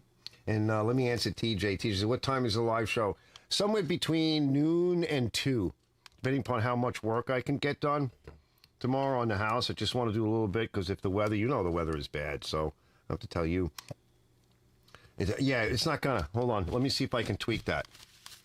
I got to try to remember what Zippo showed me to do. Participants? Nope, that's not what I want. Let's see. If I click on Brett, will it let me click on his name? No. Do you know how to do it? Let me come back. Let's see. That is pop-out dashboard. Channel level settings? No. Send feedback. What did he tell me to do? There must be a little thing I can click on. Engage with your audience. What's this? What does that do? Top chat. Wait, hold on. Live chat, fan funding, top chat, live chat, all messages visible. Would think it'd be. Oh, toggle moderation activity. Activity will be shown. No, that's not it.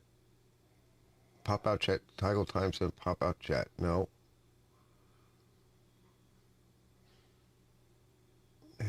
Add stream marker, share, insert ad. Yeah, where the hell? Oh, hold on, there's these bars over here. Expand menu. Oh, I don't know what that did. Channel level settings, maybe? Nope. It's not in there. You guys know?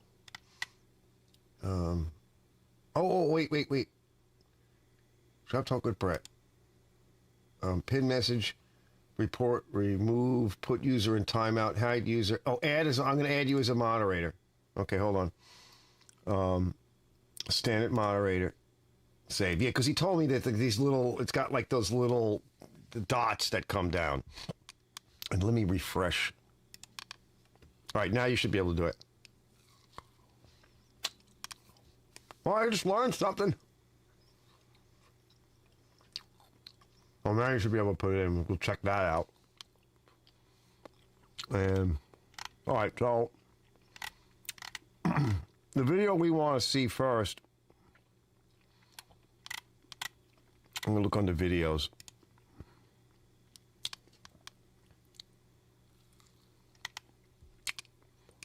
Let me see if I can find it. Right, there was a Simpson one, right? Robert, what was the Simpson one? Here it is. Here, is this it? Okay. I'm gonna move you over here. Let me show Let me show this screen.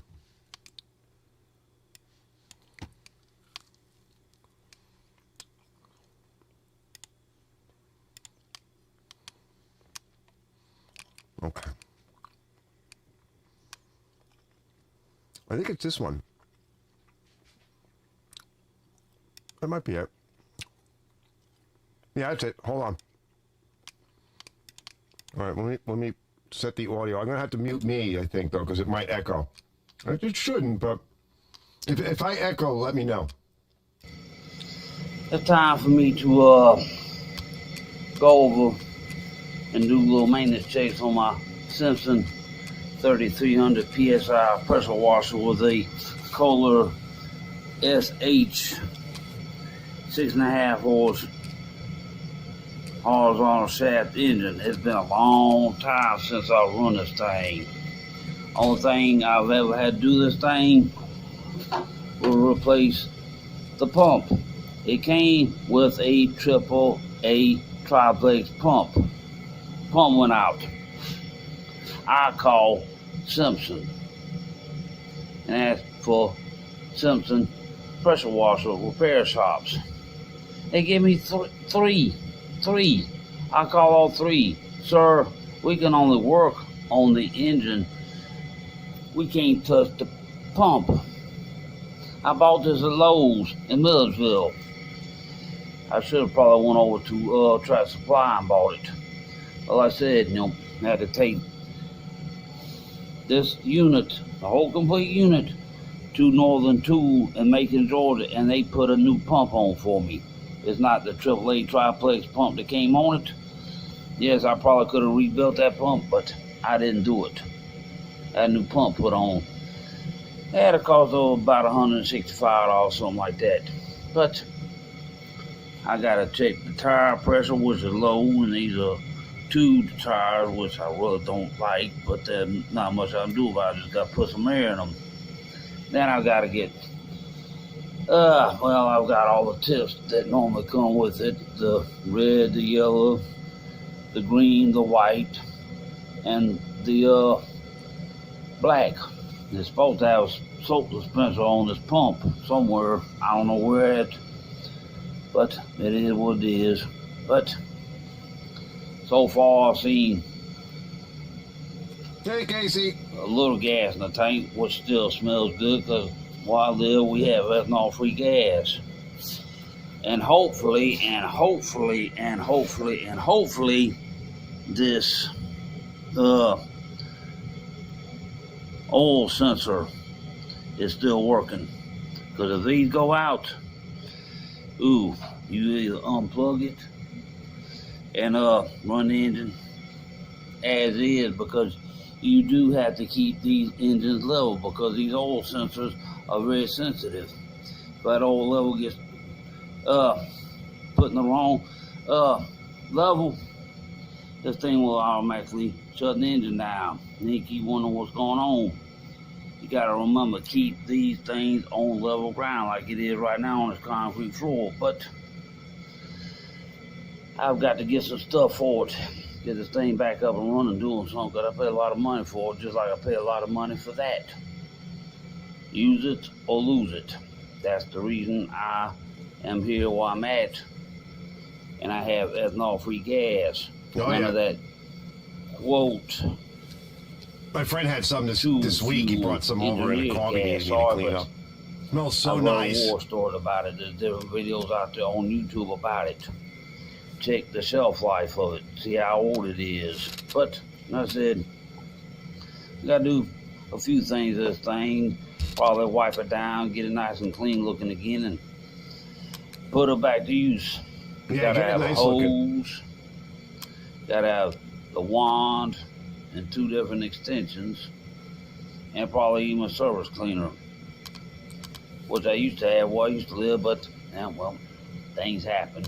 So, alright, well, I'll bring y'all back when I get it all nice and cleaned up and get the tires repressurized, and I'll check the oil too, make sure the oil's good, because I gotta make sure that I get the right type of oil for this engine.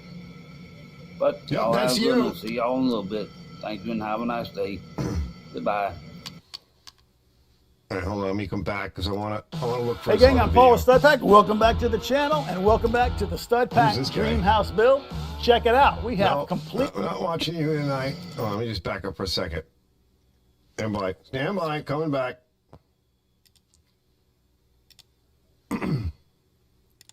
I try to mute that live channel for the videos because I'm not sure if it feeds back or whatever. So, but I just have to remember to unmute it when I'm playing one. So yeah, that's not bad. $165 for a repair like that. If you're saying it was $165 with the labor and the pump, that is not bad. Not at all. It would have been nice if they did a tune-up for you with all that and got the machine all cleaned up, but no shops have it. I'm like the only shop that does that. You get it back cleaned. I always change the oil. I'm like, that has to be. I tell customers, I'm like, nobody ever does this. You're not going to do it. I say to the customer, are you going to do it? Because you should do it. They're like, no, change the oil. You know, how about the air cleaner? You going to clean the air cleaner? You going to clean out the tank? Did you get crap in the tank? You know, did you get water in the tank? You want me to check all that, right? So like I forced them. I cleaned the machines off. Like I forced them into it. Because they know now it's done, right? And they can go back to use it. By the way, here's the tip after you clean it off. You can go get yourself a can of silicone spray. Spray the whole damn thing down. And also spray all of the locks and the O-rings on your wand and the quick connects and blow them out and kind of spray them down with some silicone. You can use, I use the tranny fluid mixed with the fuel. But I don't know about WD and stuff like that because I don't know what O-rings they have. I was actually talking about this with my friend Rob here, Walker, and it's hard to say sometimes what the composition of these O-rings are. So to be safe, you probably could just get away with some silicone spray. And you can spray the whole damn thing down and wipe it off after you're done cleaning it because it'll make it look pretty and it'll keep the water because it's wet use.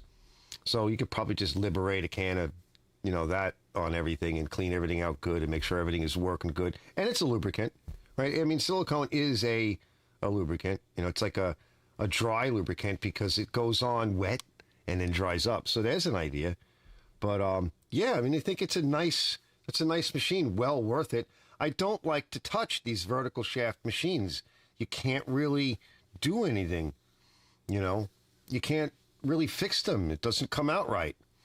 I think I'm a little too bright. Hold on, let me turn down this ISO 2000 is a little bit much, right? I mean, I usually turn off the backlight too. I might do that. 1250 should be good, right? Because if I have the white screen on or whatever. Let me see. I want to go cruise through his channel. Let's go cruise through his channel real quick. And I want to see if I can find that old snapper. So I'm on, we'll go to his videos and see some of these are, I think they're his, he's been doing a lot of shorts. Yeah, good, Brett. You keep, and it's going to get dirty, of course, right? But, I'm a bit of a clean freak. Now, I think we got to go back a ways. Oh, this is a nice one. But I want to try to go back a little bit. Yeah, you've been cranking him out, bro.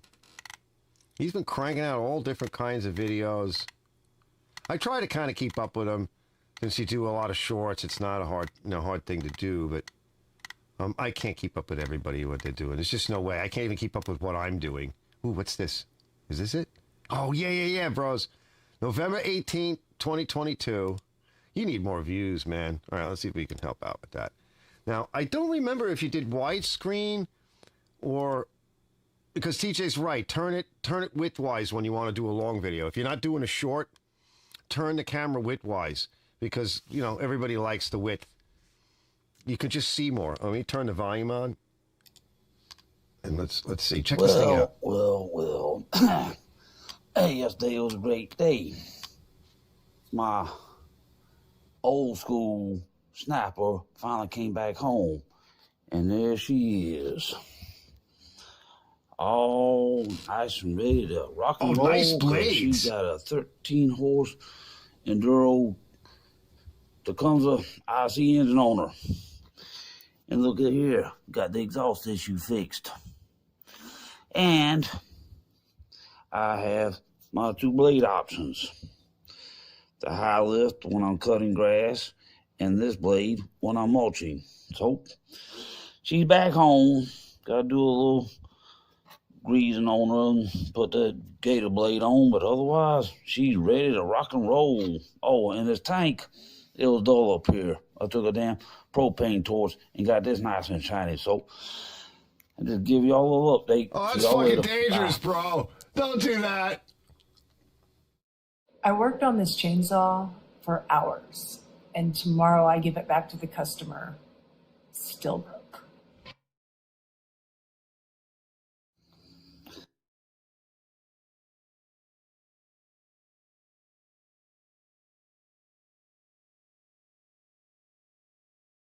Oh, on standby. I can't believe he just said that. Dude, don't take a torch to your gas tank. Okay? Don't do that. I know it came out nice and everything, but all you got to do is catch a little bit of a vapor and that shit will blow the F up so hard, man. Found the Simpson Homer does good for cleaning a litter box before you put a new litter in it. Yeah, I bet it does. It probably blows it apart. Probably blows it apart completely. Here's the thing. So TJ says, yeah, turn it widthwise. And here's the thing I'll show you, fellas. I was looking. Let me go to like a quick search. Hold on, I'll switch over to the right monitor because I was like looking around. I want to improve your videos. You can really improve your video. It's about $150. Where's my brain? Let's see, cell phone gimbal or stabilizer, right? Because they sell a couple of different ones. So this is the DJ Osmo. So this is about the cheapest one on Amazon. And they range in price a little bit. We'll look at the $100 one just because. All right, see this thing here, you get 3-axis stabilization. And your cell phone shakes a lot. A lot of people it does because most of these cell phones, like I was saying earlier, because it's because a lot of the older, cheaper cell phones, and when I say cheaper, they're not really cheap, but they use contrast focus. So they have to zoom in and out, and they have to look for bright and dark. And that's what they do to achieve focus. So if you're moving the phone at all, and it's doing that, it's going to be all over the place because it's going to go in and out, dark and light, and you're moving it from left to right and up to down and in and out and dark to light and up and down. It's just horrible, right? How's that again, Arch? No, fellas, I'm not saying that again. So this is like $100. You don't need anything serious because it's light. The cell phone is light. And I was actually thinking about maybe picking up something like this just for those shots where I want to kind of walk around a little bit and do like a vlog or something like that. Let's see if I click on this. So it's a stabilizer, listed as a stabilizer.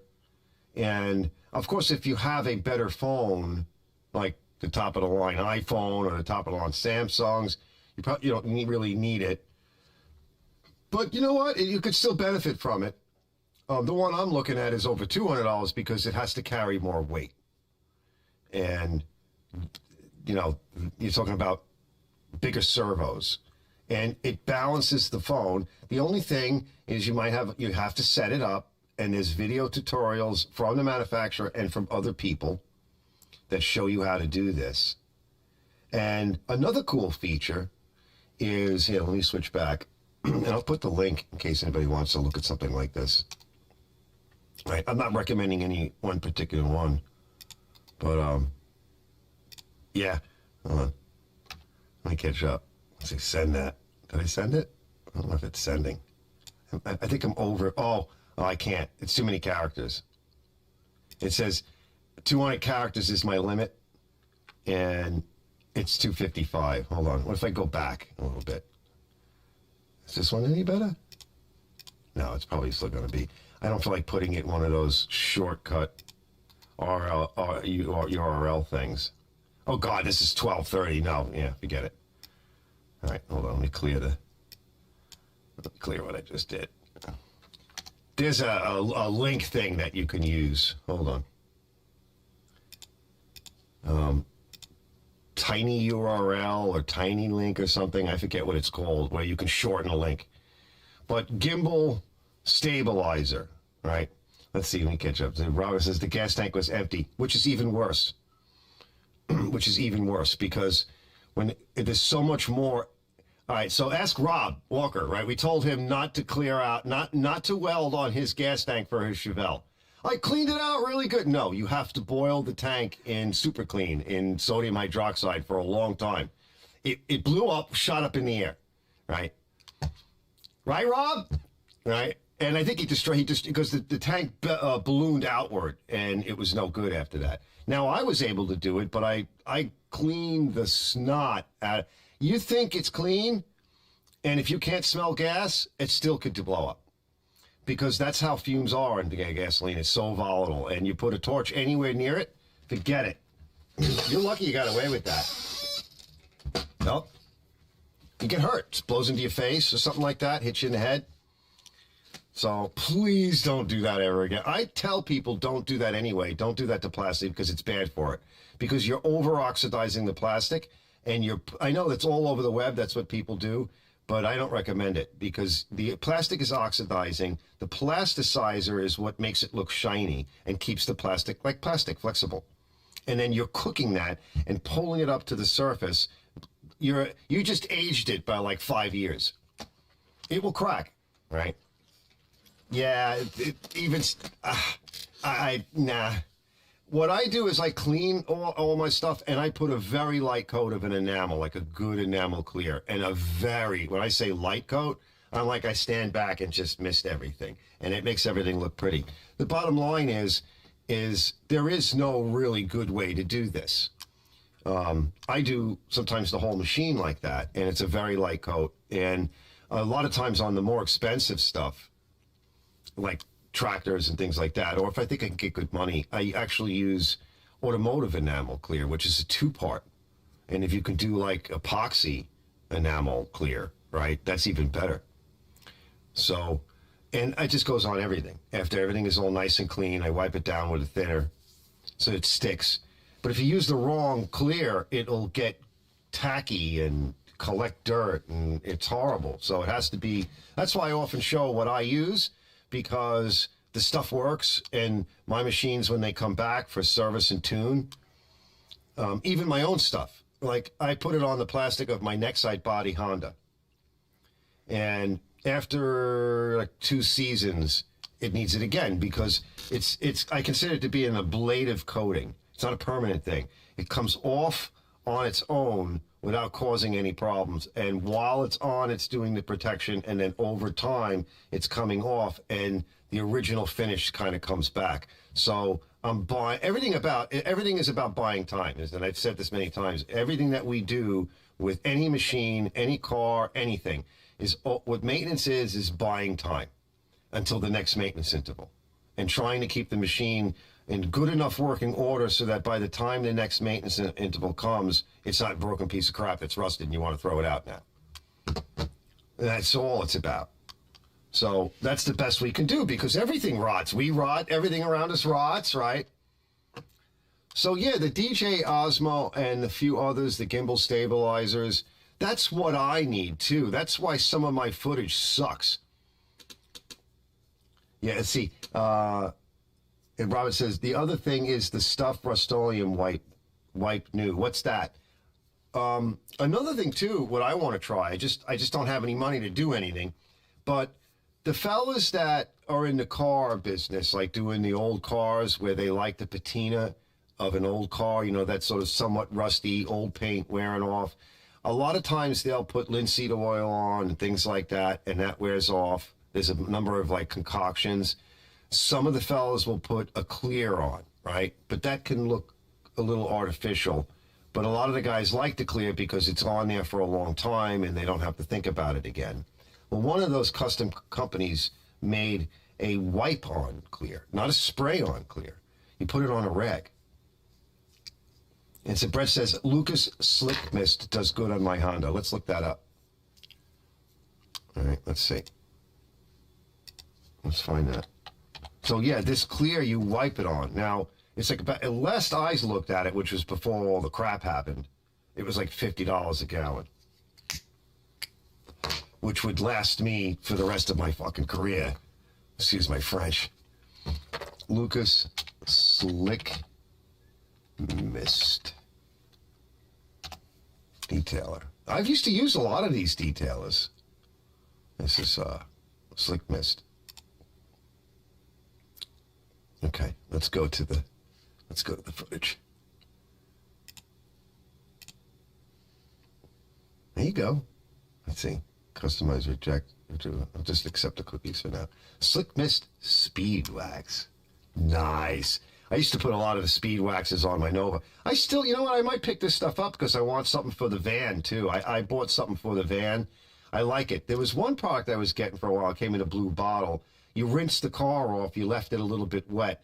You sprayed this product on. It was like white and milky. And then you toweled off. And it had, it left a nice sheen, waxy sheen, and it lasted for a long time.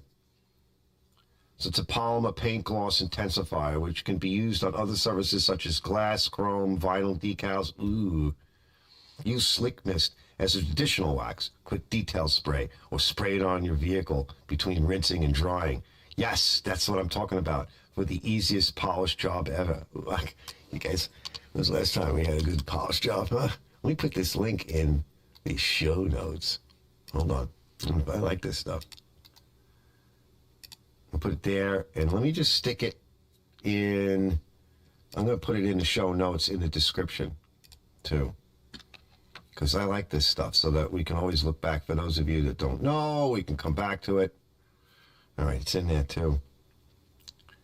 That's right. Just spray it on wet. Damn. Or dry. Or a dry surface, and then wipe it off, fellas. Slick Mist outperforms the competition and will leave your finish slicker and shinier than a baby's ass. Than any product on the market with long-lasting protection, you and Slick Mist can give any machine an extreme gloss fast. Yay! It goes back. That's cool. Nice. Thanks, bro. Yeah. We'll settle at Toronto Auto Parts. Yeah. Right, I'm gonna try that. That looks cool. Yeah, I don't know what I found. By the way, this stuff here has been, I don't know, some kind of a spicy burrito. I've noticed it was in the refrigerator like all week. I don't know, maybe it was last week. I'm not sure what it is. But beggars can't be choosers, and bachelors have no say. You know. My friend Elizabeth used to bring me food when I was dying and trying to gain back weight. She doesn't do that anymore. I don't think she cares. She probably thinks I'm too fat now. You know, I'm not feeding him anymore. It costs me too much money. He's getting fat. You know, a couple times I told her, I said, no, I'm very upset. Why are you so upset? I'm like depressed. Why are you depressed? Because I said, I talked to my doctor about it. What did your doctor say? He says, I need your chili. And that'll make me happier again, and that'll fix everything. She just would laugh. Robert says, I use turtle wax on my Craftsman GT in my pool and XT mower. Yeah, I used to use a lot of turtle wax. I'm a fan. Casey's got to go. Have a great evening. See you, Casey. I use a lot of the Lucas products. I use their oil stuff, you know, conditioners and whatever. But it says mist it on and wipe it with a microfiber cloth. Yeah. It's just all of this stuff that are just coatings, and they just kind of bring up the nap, as it were. It's temporary, and it's better than what I don't like are the people that, like, when they're selling a lawnmower, they hit it with a hose and it looks all shiny and everything, and they take pictures of it, and as soon as it dries, it looks like crap again. I think that's cheesy. Or they hit it with WD-40. I mean, you can clean with WD-40. It's actually really good. It's a good cleaner. But it's not a protectant, really. It really isn't. WD-40 was originally invented for one reason. And some of you guys may know the story, but you know how like it was invented during the Apollo missions, and you know, like the Atlas booster, you see some of the shots where it goes to lift off and sheets of ice would come, you know, dropping off of it and falling down because of the liquid oxygen would be so damn cold out there in that Florida moist air sitting, and ice would form, condensation, it would turn to ice and it would build up. And you got to get rid of that, especially during liftoff. And if the surface, you can't have anything on the surface that's too thick. I'm surprised they even painted the stamp stuff, because that's a lot of paint. That's many, many hundreds of pounds. I don't even know how many pounds it would take to paint a rocket that size. It's a lot of weight. So they can't have anything like that. So they invented WD-40, and they sprayed it's a version of it. It's, you know, industrial quantities. You sprayed a rocket down. You stick it outside, and then all that ice just comes flying right off as soon as the rocket shakes. It goes to light off, and that ice is just gone. And it's such a thin coating that as it starts to go up into the atmosphere, it just burns right off, and it's done. Yeah, water displacement. Yeah, version 40, water displacement. It's to displace that ice and that water. That's what they originally designed it for. And it worked so well, they were like, we're going to put this in a can and sell it to the peeps in the country. A lot of stuff, like our cell phones, the internet, Facebook, all this comes from like DARPA and the military and stuff. You know, I mean, especially like Facebook, you know, the story of Facebook. It's just such a bogus story because DARPA basically had out a version of it. And when that knucklehead, right, supposedly invented it, it was like a day after where everything came together, like a day after they shut the CIA and DARPA shut their version down. People are picked, okay, for things. They don't just do it in their garage, right? This isn't Hewlett-Packard in like 1930, right, or something like that, right? It's the stories they tell us are for like public consumption. It's stupid stuff. People believe it because they have no reason. They think they have no reason to doubt it. What would it matter anyway, right? It's not going to affect their lives because one story is different than the other. Like if I tell you this story, does it really matter? Yeah, Brett says, I took the inventor 39 times to get the formula right. The 40th try, he got it right. Yeah, that's the name. Yep. A lot of that stuff is like that. I watch this one fellow every now and then. He does cars and stuff, and he's always making names for something, and with numbers, and they're ridiculous numbers and ridiculous names. You know, the Proto 560.3, you know.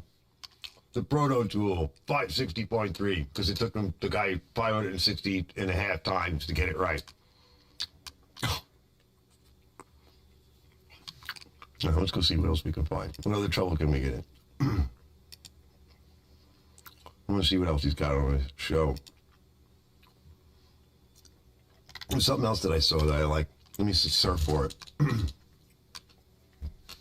Yeah, man. Let me see.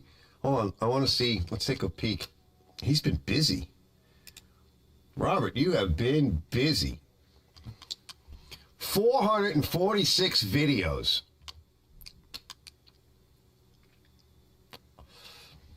Wow. Yeah, interesting stuff on here. What's in the bucket? Well, today's video is going to be on what I did for the air filter on this 19.5 horse Briggs Stratton overhead valve engine on the Poland XT. I'll show you in a minute what the world, what the cleaning world looks like. Pull this cover off. This area, all in here, behind and under and in front of the air filter, was nasty. It does have a neat brand smell. New air filter, brand new pre-filter. But now this water's gonna be a little more nastier looking because I did wipe them down. But this is nasty water What is that? from this area. I ain't wiped down the engine, I wiped down the whole mower. But Oh, I see. these air filters, some people say, oh, you don't need a pre-filter. Wrong. You need a pre-filter. It's a good idea. It helps protect the paper filter from getting more clogged up. Let me go see if I can find an old paper filter. Yeah, it's nice to have a pre-filter. I would agree. Oh, hey, Bleach. This was the paper filter that was in there with the pre-filter on top. Yeah. You take it outside and you look from the inside out. Yeah. To see if you can see sunlight through it. If you can't, well, you got issues, because these help that engine breathe better and burn the gas better. When you start seeing a lot of black soot, vast majority of the time, this is clogged up and is not getting the proper airflow into the engine. And it also could probably make it hard to start. The only other reason you might have black soot billowing out your muffler is if the engine is running too rich. But this is the filter that was on the XT. I could probably still get an air compressor and blow it out and try to reuse it. But now, I also did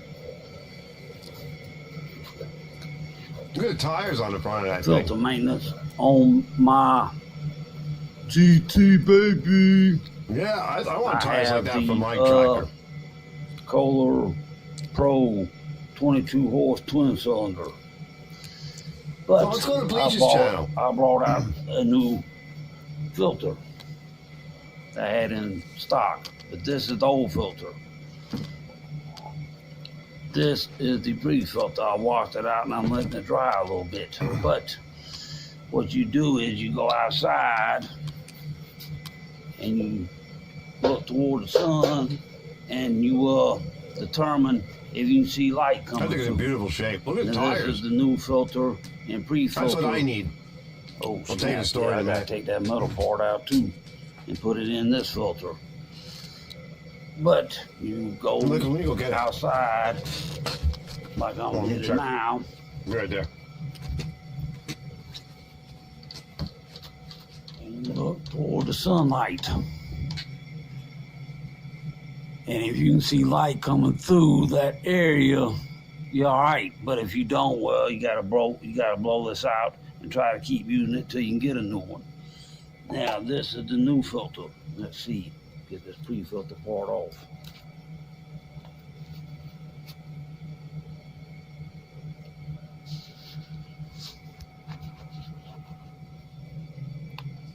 Now, as you can see, focus, you can see sunlight coming through. Well, not exact sunlight, but you can see light coming through. That means this air filter is nice and clean.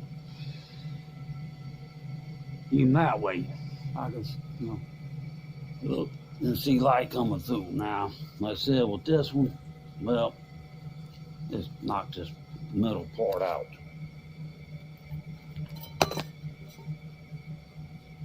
Now, see, that's the old filter. You just pop this out and you pop it in the new filter. Yeah, I gotta show you my filters. Like such. Now, see, as you can see, there's light coming through. Oh yeah, you can see it. But Oh, sorry, fellas. there's no light coming through this one because it's so clogged up. I can still blow it from the inside out and blow the dirt away from the filter. That's my glasses. Until Oh I shit. try to see this filter That's my glasses over there. for backup if I can seem to find this exact filter like this one. But it's just, I'll wipe down I wipe my GT down a little bit, and it got the water That looks dirty nice. too. But also, like I said, you keep these filters clean. Give it a good and pressure they don't wash. have any Pressure issue. wash. The engine don't have any issue, because if I ever lose this engine on this mower, I'm up dog creek without a paddle. But that's the maintenance I do on my lawnmowers. I'm still waiting on some other stuff to come in, so I'm changing oil in that one, in this one. So y'all have a nice day and see y'all later. Bye. I got a Well, question. today's video is going. Let's see. So, like I was saying, right, that, see the shakiness, right? It's a little shaky. So that gimbal will stop the shaking. Another neat thing is that when you set it up, you press that one button and it flips the phone screen, or sometimes it just flips the whole phone around. And so you can talk like a vlog if you're doing a walk around like he's doing or whatever, which is really like a vlog. Because you're holding the camera and you're walking and talking and showing, and you just press the button and it flips everything around the other way so that everybody can see your face, so you can talk to them. And then you press the button and it goes forward, and then you can see everything in front of you. And the gimbal does that, which is nice, and it keeps it all nice and stable. Let me catch up here. Let's see.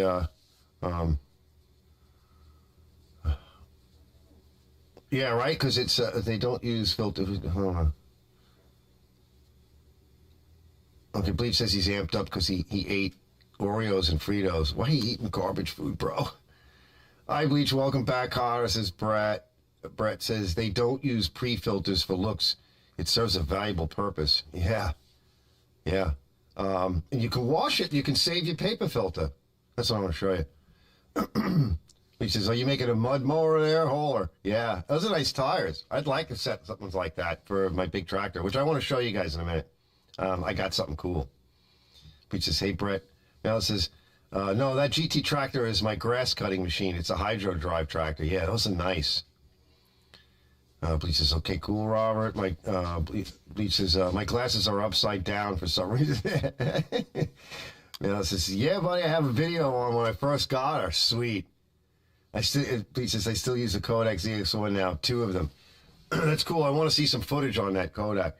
So this is the filter for the Briggs we're going to work on tomorrow. And somebody must have put a new one on, because the filter isn't, I hate to take it off because you could damage it. But the filter is mint. And what's really nice about the foam is if you do it regularly, you can clean the foam a whole bunch of times, like he did. Rinse it out in a bucket. Now, this is for the tractor, the Simplicity Sunstar.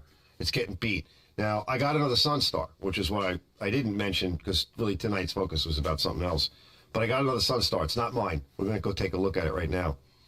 And so my Sunstar got kicked out of the garage for a little bit because I got another tractor we got to work on, a bunch of other things. And so I left it out. We had all that rain. And then the other day when the rain stopped for like a day, I was like, all right, let me go cut my lawn because it's just going to be raining again for the next couple of days. I couldn't get the thing to run right. And just a little bit of water got in through the snorkel and the base of the air cleaner because I don't have a hood on it. I took the hood off. You know, I'm stupid. I'm nuts. You know, I'm working on a thing while I'm using it.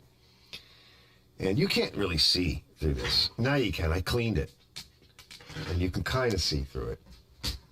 But it wasn't really just dirty. It had gotten wet a little bit.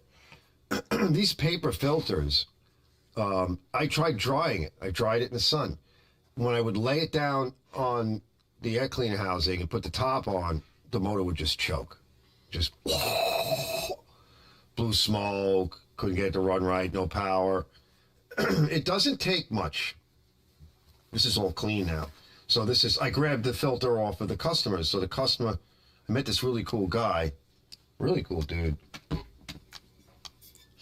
So this is all ready to go for tomorrow. So somebody bought a new one. And it's nice to have the foam filter thing.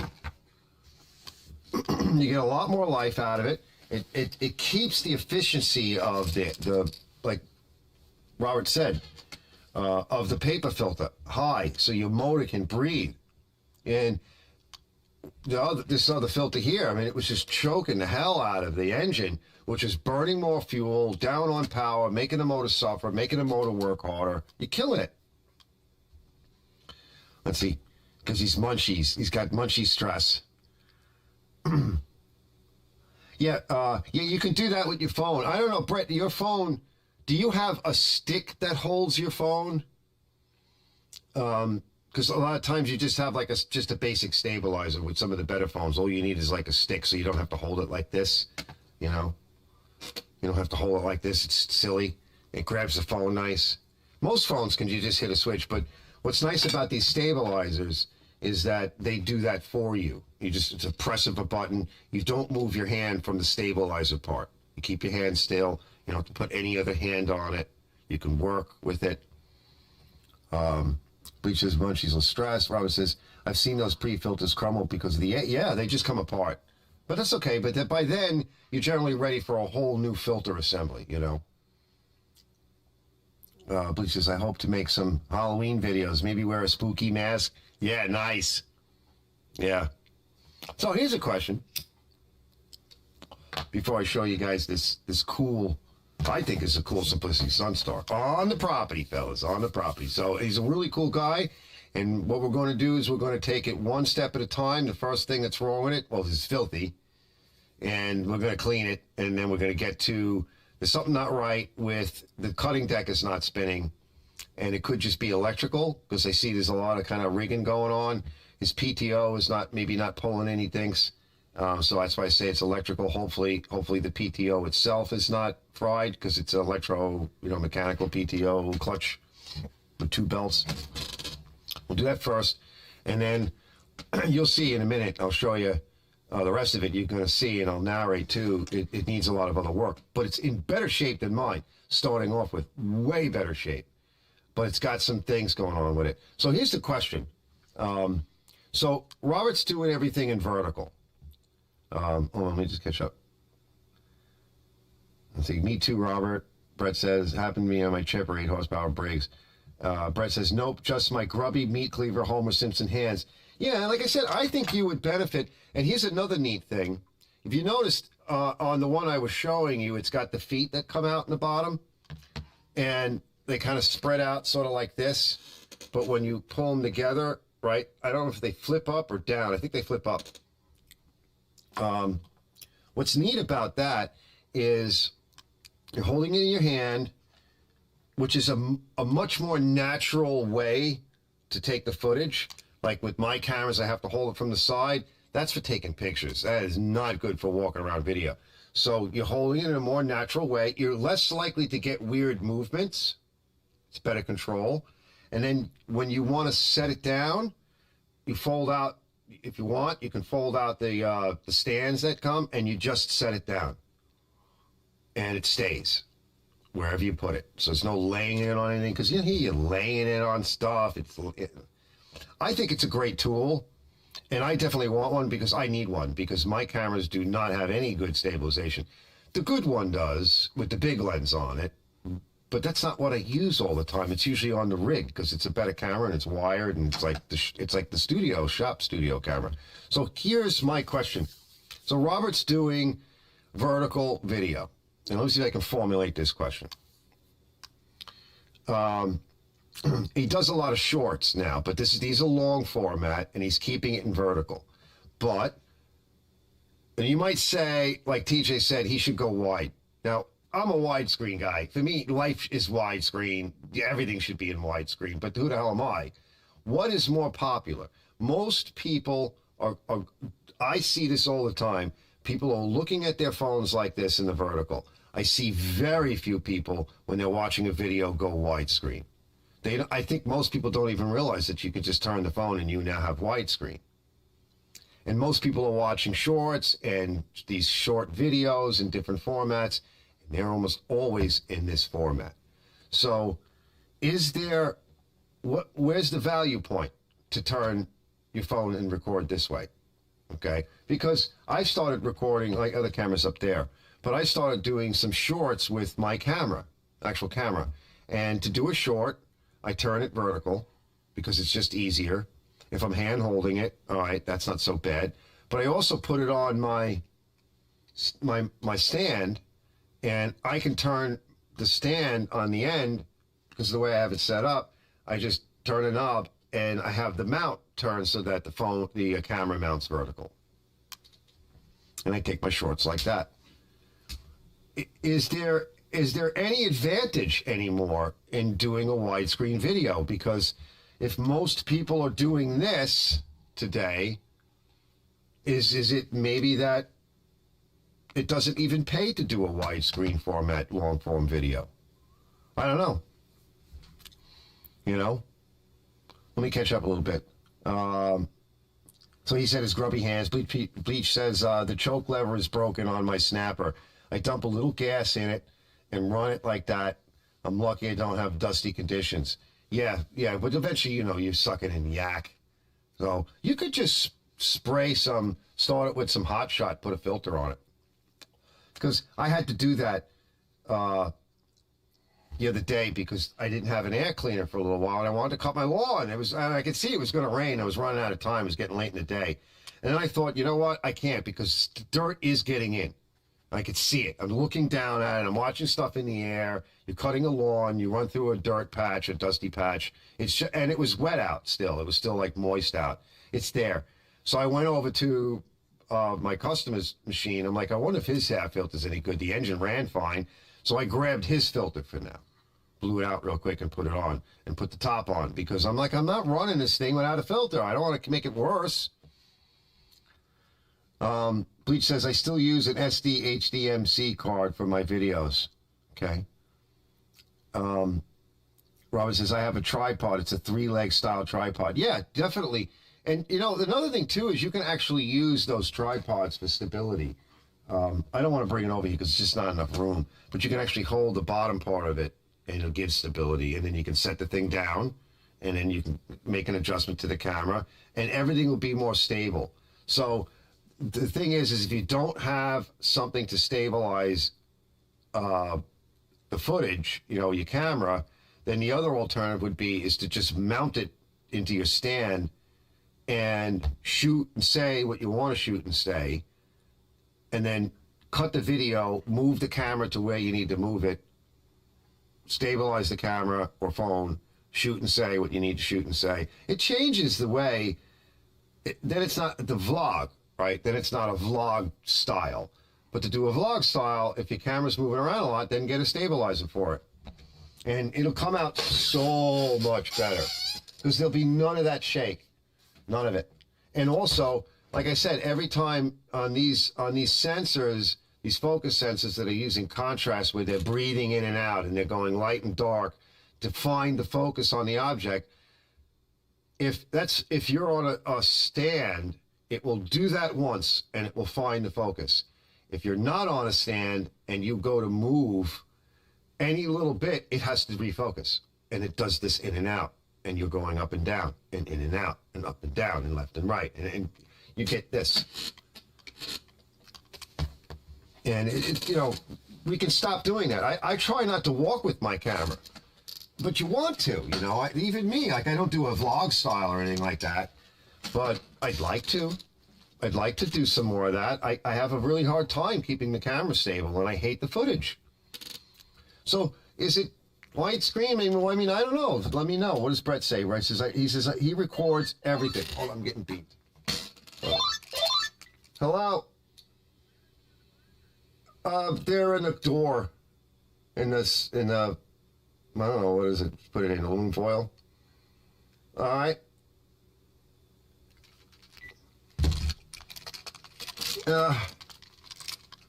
So, Bleach says widescreen is better, but vertical is good for shorts and cell phone or tablet. I wish I could be more talented on YouTube. I try. You do pretty good. You just got to. Best thing to do is talent is raw. So I don't know. You seem talented, but talent is the kind of thing that's raw. You have to mold it and shape it like these people do with clay. It takes time. Nobody just does this stuff. They have to figure out what they're doing wrong and then try to fix it. Like before you even make like a better video, like whatever that means, I don't know what that means. I mean, how the hell do you define a better video, right? That could be defined a million ways. But before you make a better video, and I said this to my friend like a couple of weeks ago, I said, you have to stop doing stupid shit and making mistakes. He starts laughing at me. He goes like, well, duh. I'm like, well, it's not so easy because you have to know what you're doing wrong before you can fix it or stop doing it. And you may not realize it, right? Like, forget about all the technical mumbo jumbo on adding chicks in and fancy shots and graphics for your intros and all. The hell with that stuff. You don't need it. The first thing you want to figure out is, well, you shoot a whole bunch of videos and you look at like the past couple of months of your work and you look at it and you go, what's wrong with this? Like what here would keep me from being popular or from somebody wanting to watch it or come back and watch it again? What is it that I'm doing wrong? And the simple stuff is I'm standing in the light and you can't see my face and there's a big light behind my head.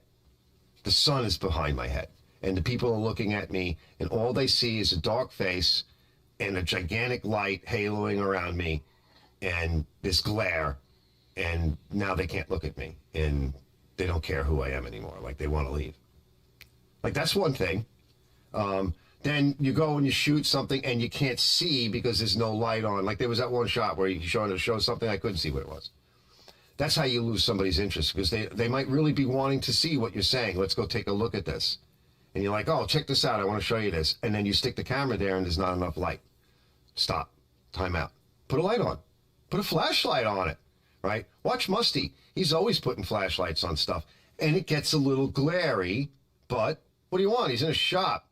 You can see it, right? It might be a little overexposed because, cameras and shiny objects. And like I showed you over there before, I was like, you see like a big light circle on it and it's really bright. And I feel like it's a little too overexposed. And the one fellow said it looks like it's a little dark. And it's hard, but you can shine a flashlight on it. You don't need some fancy technical light setup.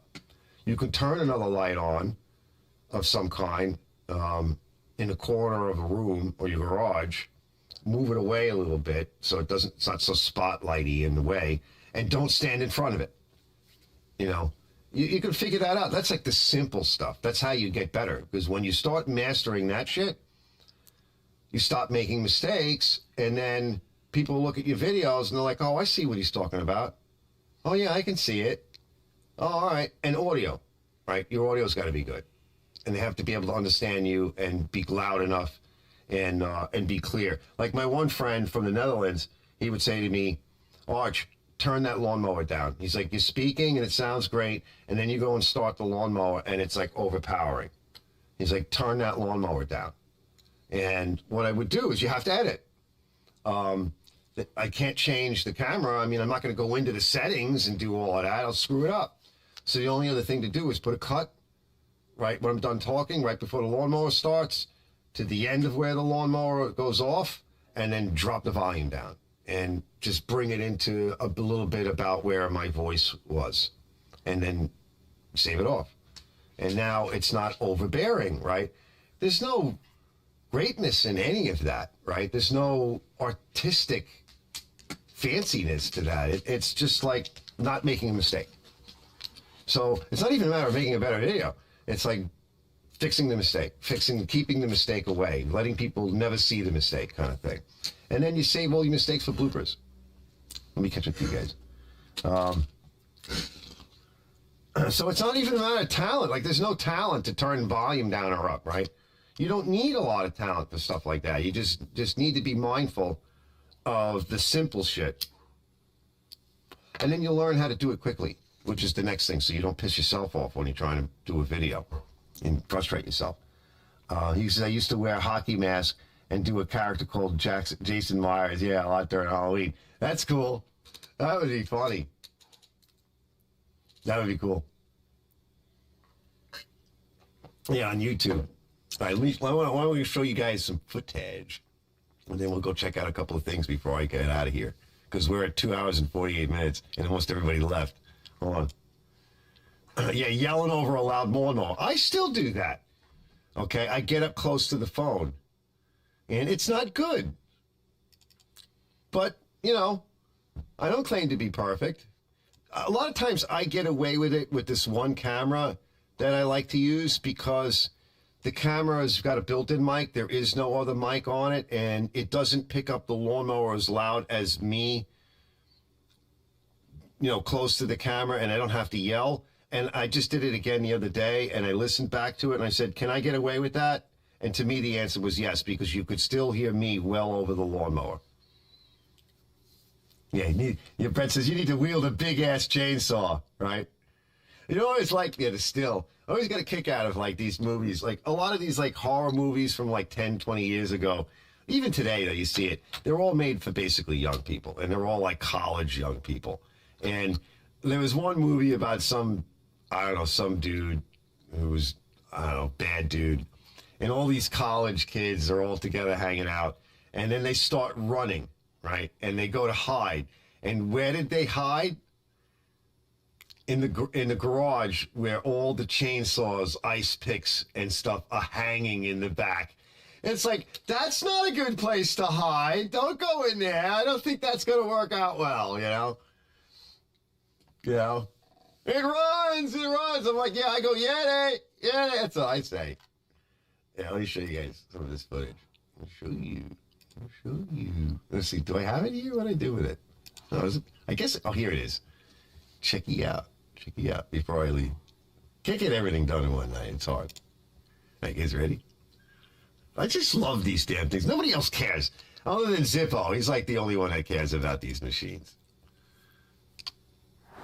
Right? My old house, I had a shit ton of these. And I would take buckets upstate. You were talking for hours. You can eat them. No, I'd throw them in the woods. Right. And then the squirrels would take half of them. Nice. Check this out, fellas. I know it's not mine. All right, it's Mike's. Hey, what's up, Mike? What's going on? So Mike just brought this. We're going to work on it. And nice stories, which I'll fill you in later on that. But what do you guys think of this thing, right? Check this thing out. No, it's not mine. There is the second person on Long Island who happens to have a Simplicity Sunstar with the 20 horsepower Magnum motor on it. That's awesome. She looks pretty good. She's in good shape. She's just dirty. It was raining that day. Look, we'll get intimate with it and get around it. So a couple of issues it has, which we'll get into that. Let's see, is this fold back real quick? Yeah. Oh. See? So carburetor, some issues. It runs rich. He says there's a helicoil on one of these plugs.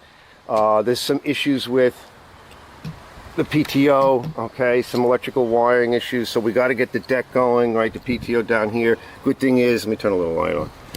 Good thing is he's got grease in it. And remember, there was a video on that. So there's been grease. That's all greased. For the most part, I think he's greased everything. She's in pretty good shape. She just needs some tinkering and love, just like the way I started. And we'll get this thing going. It's for his upstate piece of land, and he wants to put it in service. Yeah, she's just dirty. Oh, look at that. There's a fuel shut off down there. Holy crap, I didn't even know. I think I put that in there. Did you? Yeah, I did that. Oh, wow.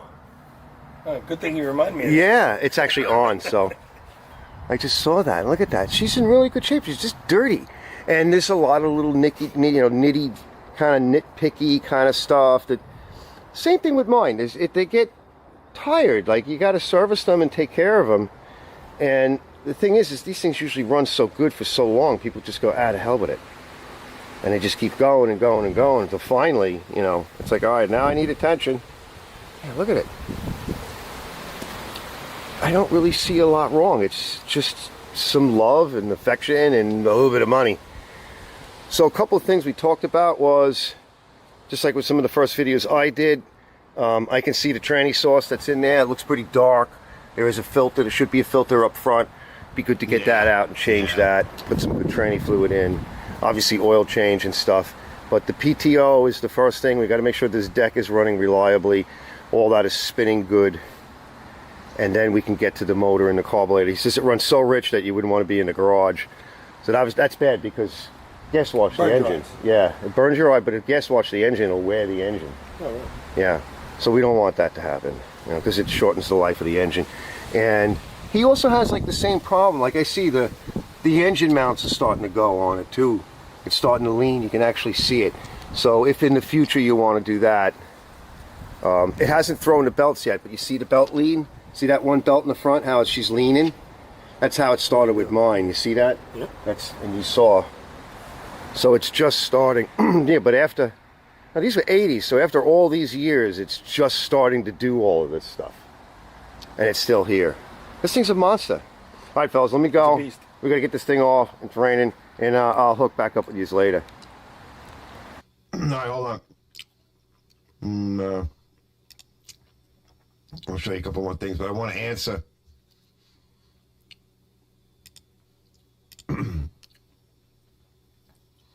Let's see. Robert says, I'm jealous of Mike having that Simplicity Sunstar. Yeah. Right? Me too. Because I got on it and I had to move it. And I was like, this thing is awfully nice. It's nicer than mine. Can I swap? And he's like, if you need anything from it. I'm like, no, don't start me on that. No, because I've got the whole damn thing. It's nice. It's just as ugly as sin. Let's see. Bleach says, I had a Deutz Alice 613 with a bad deck rust out, and I never sold with the hydro it was. Rust out, I never sold a hydro it was. What? Stop eating them Oreos.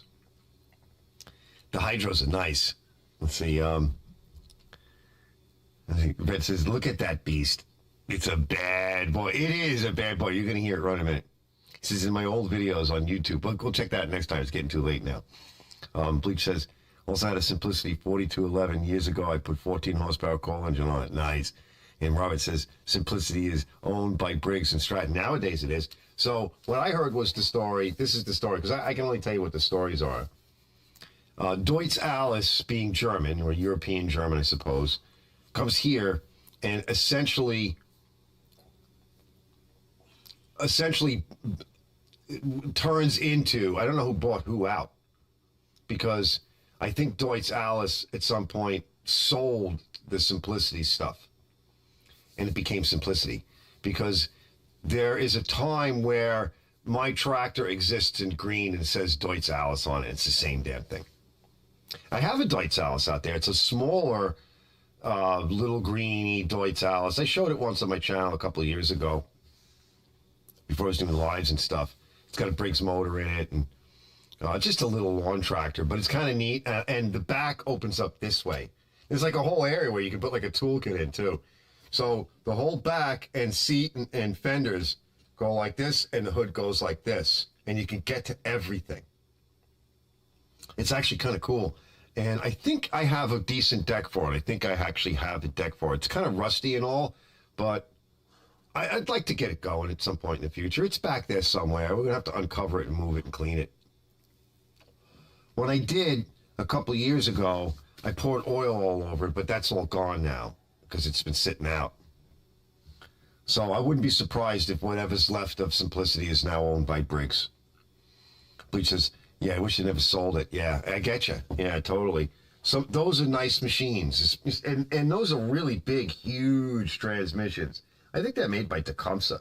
I think it's a division at Tecumseh. I forget what it is now. But we're going to be working on that. Let me show you. I think I got another video of it. Hold on. Before I head out. Okay, this one.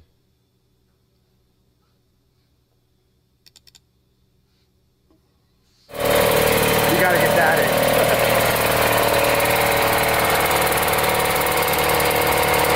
Sounds good. Start it right up.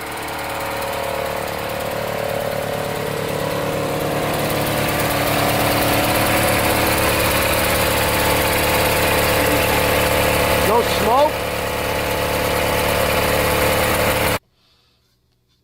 Let's see. All right, fellas. He's gone. Really cool guy. He made this cover. He's a roofer, so this is like specialty roofing barrier material. And you kind of heat weld it. Air gun. Oh, that came nice. It's heavy. So we'll be getting to this soon. And I'm going to do it a little bit at a time. And he's happy because it's out of his way. His wife was giving him a hard time. And yeah, so I think the next thing is, this has been sitting out, so it's filthy. It's a mess. It's got spiders all over it. And it's out because I have no place to put it, and I need to cover it.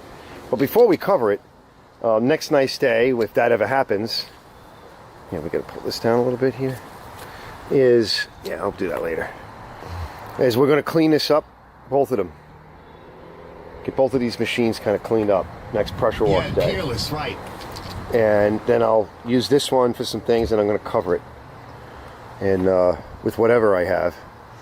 And then we'll get started on this thing as soon as we can. That's sweet. Yeah, that was loud.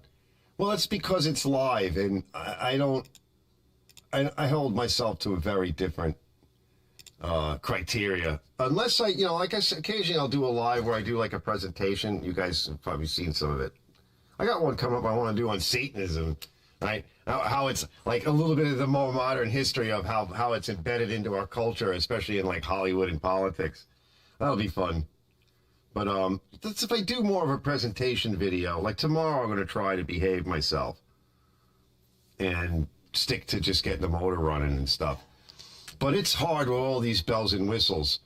Like I can turn the volume down, absolutely.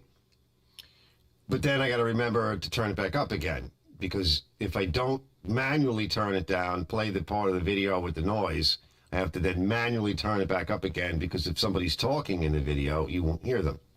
Or if I don't balance it over here, where on the console over here, you won't hear me next time around.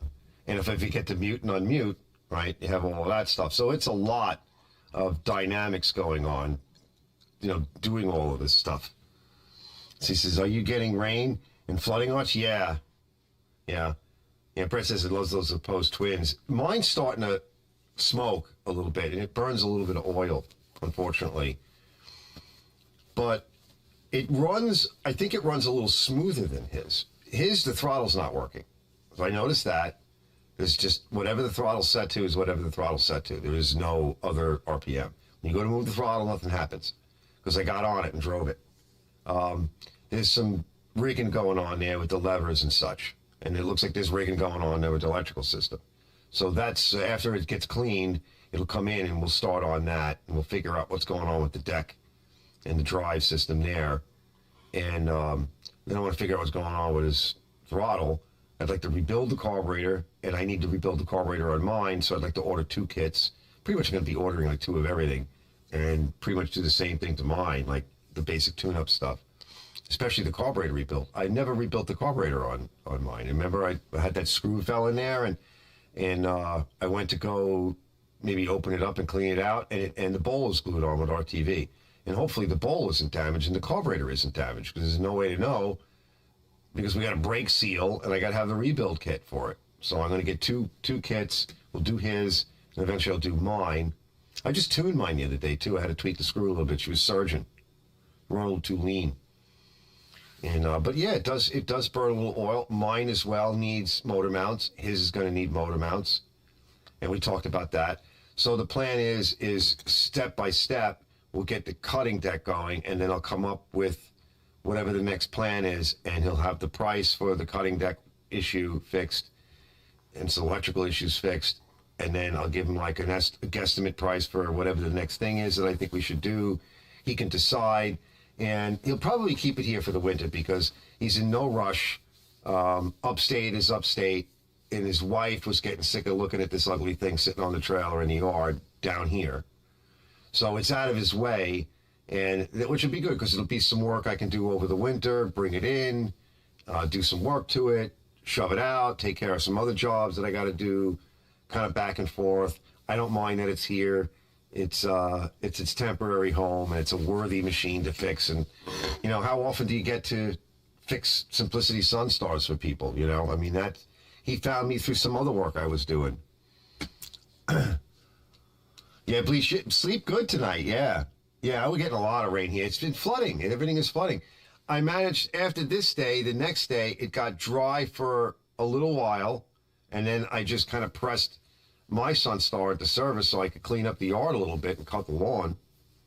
And then that night, it got nasty, and then it started raining. It's been raining ever since. It's been dark. So, and then before that, we had that big storm. So that was like a week of rain.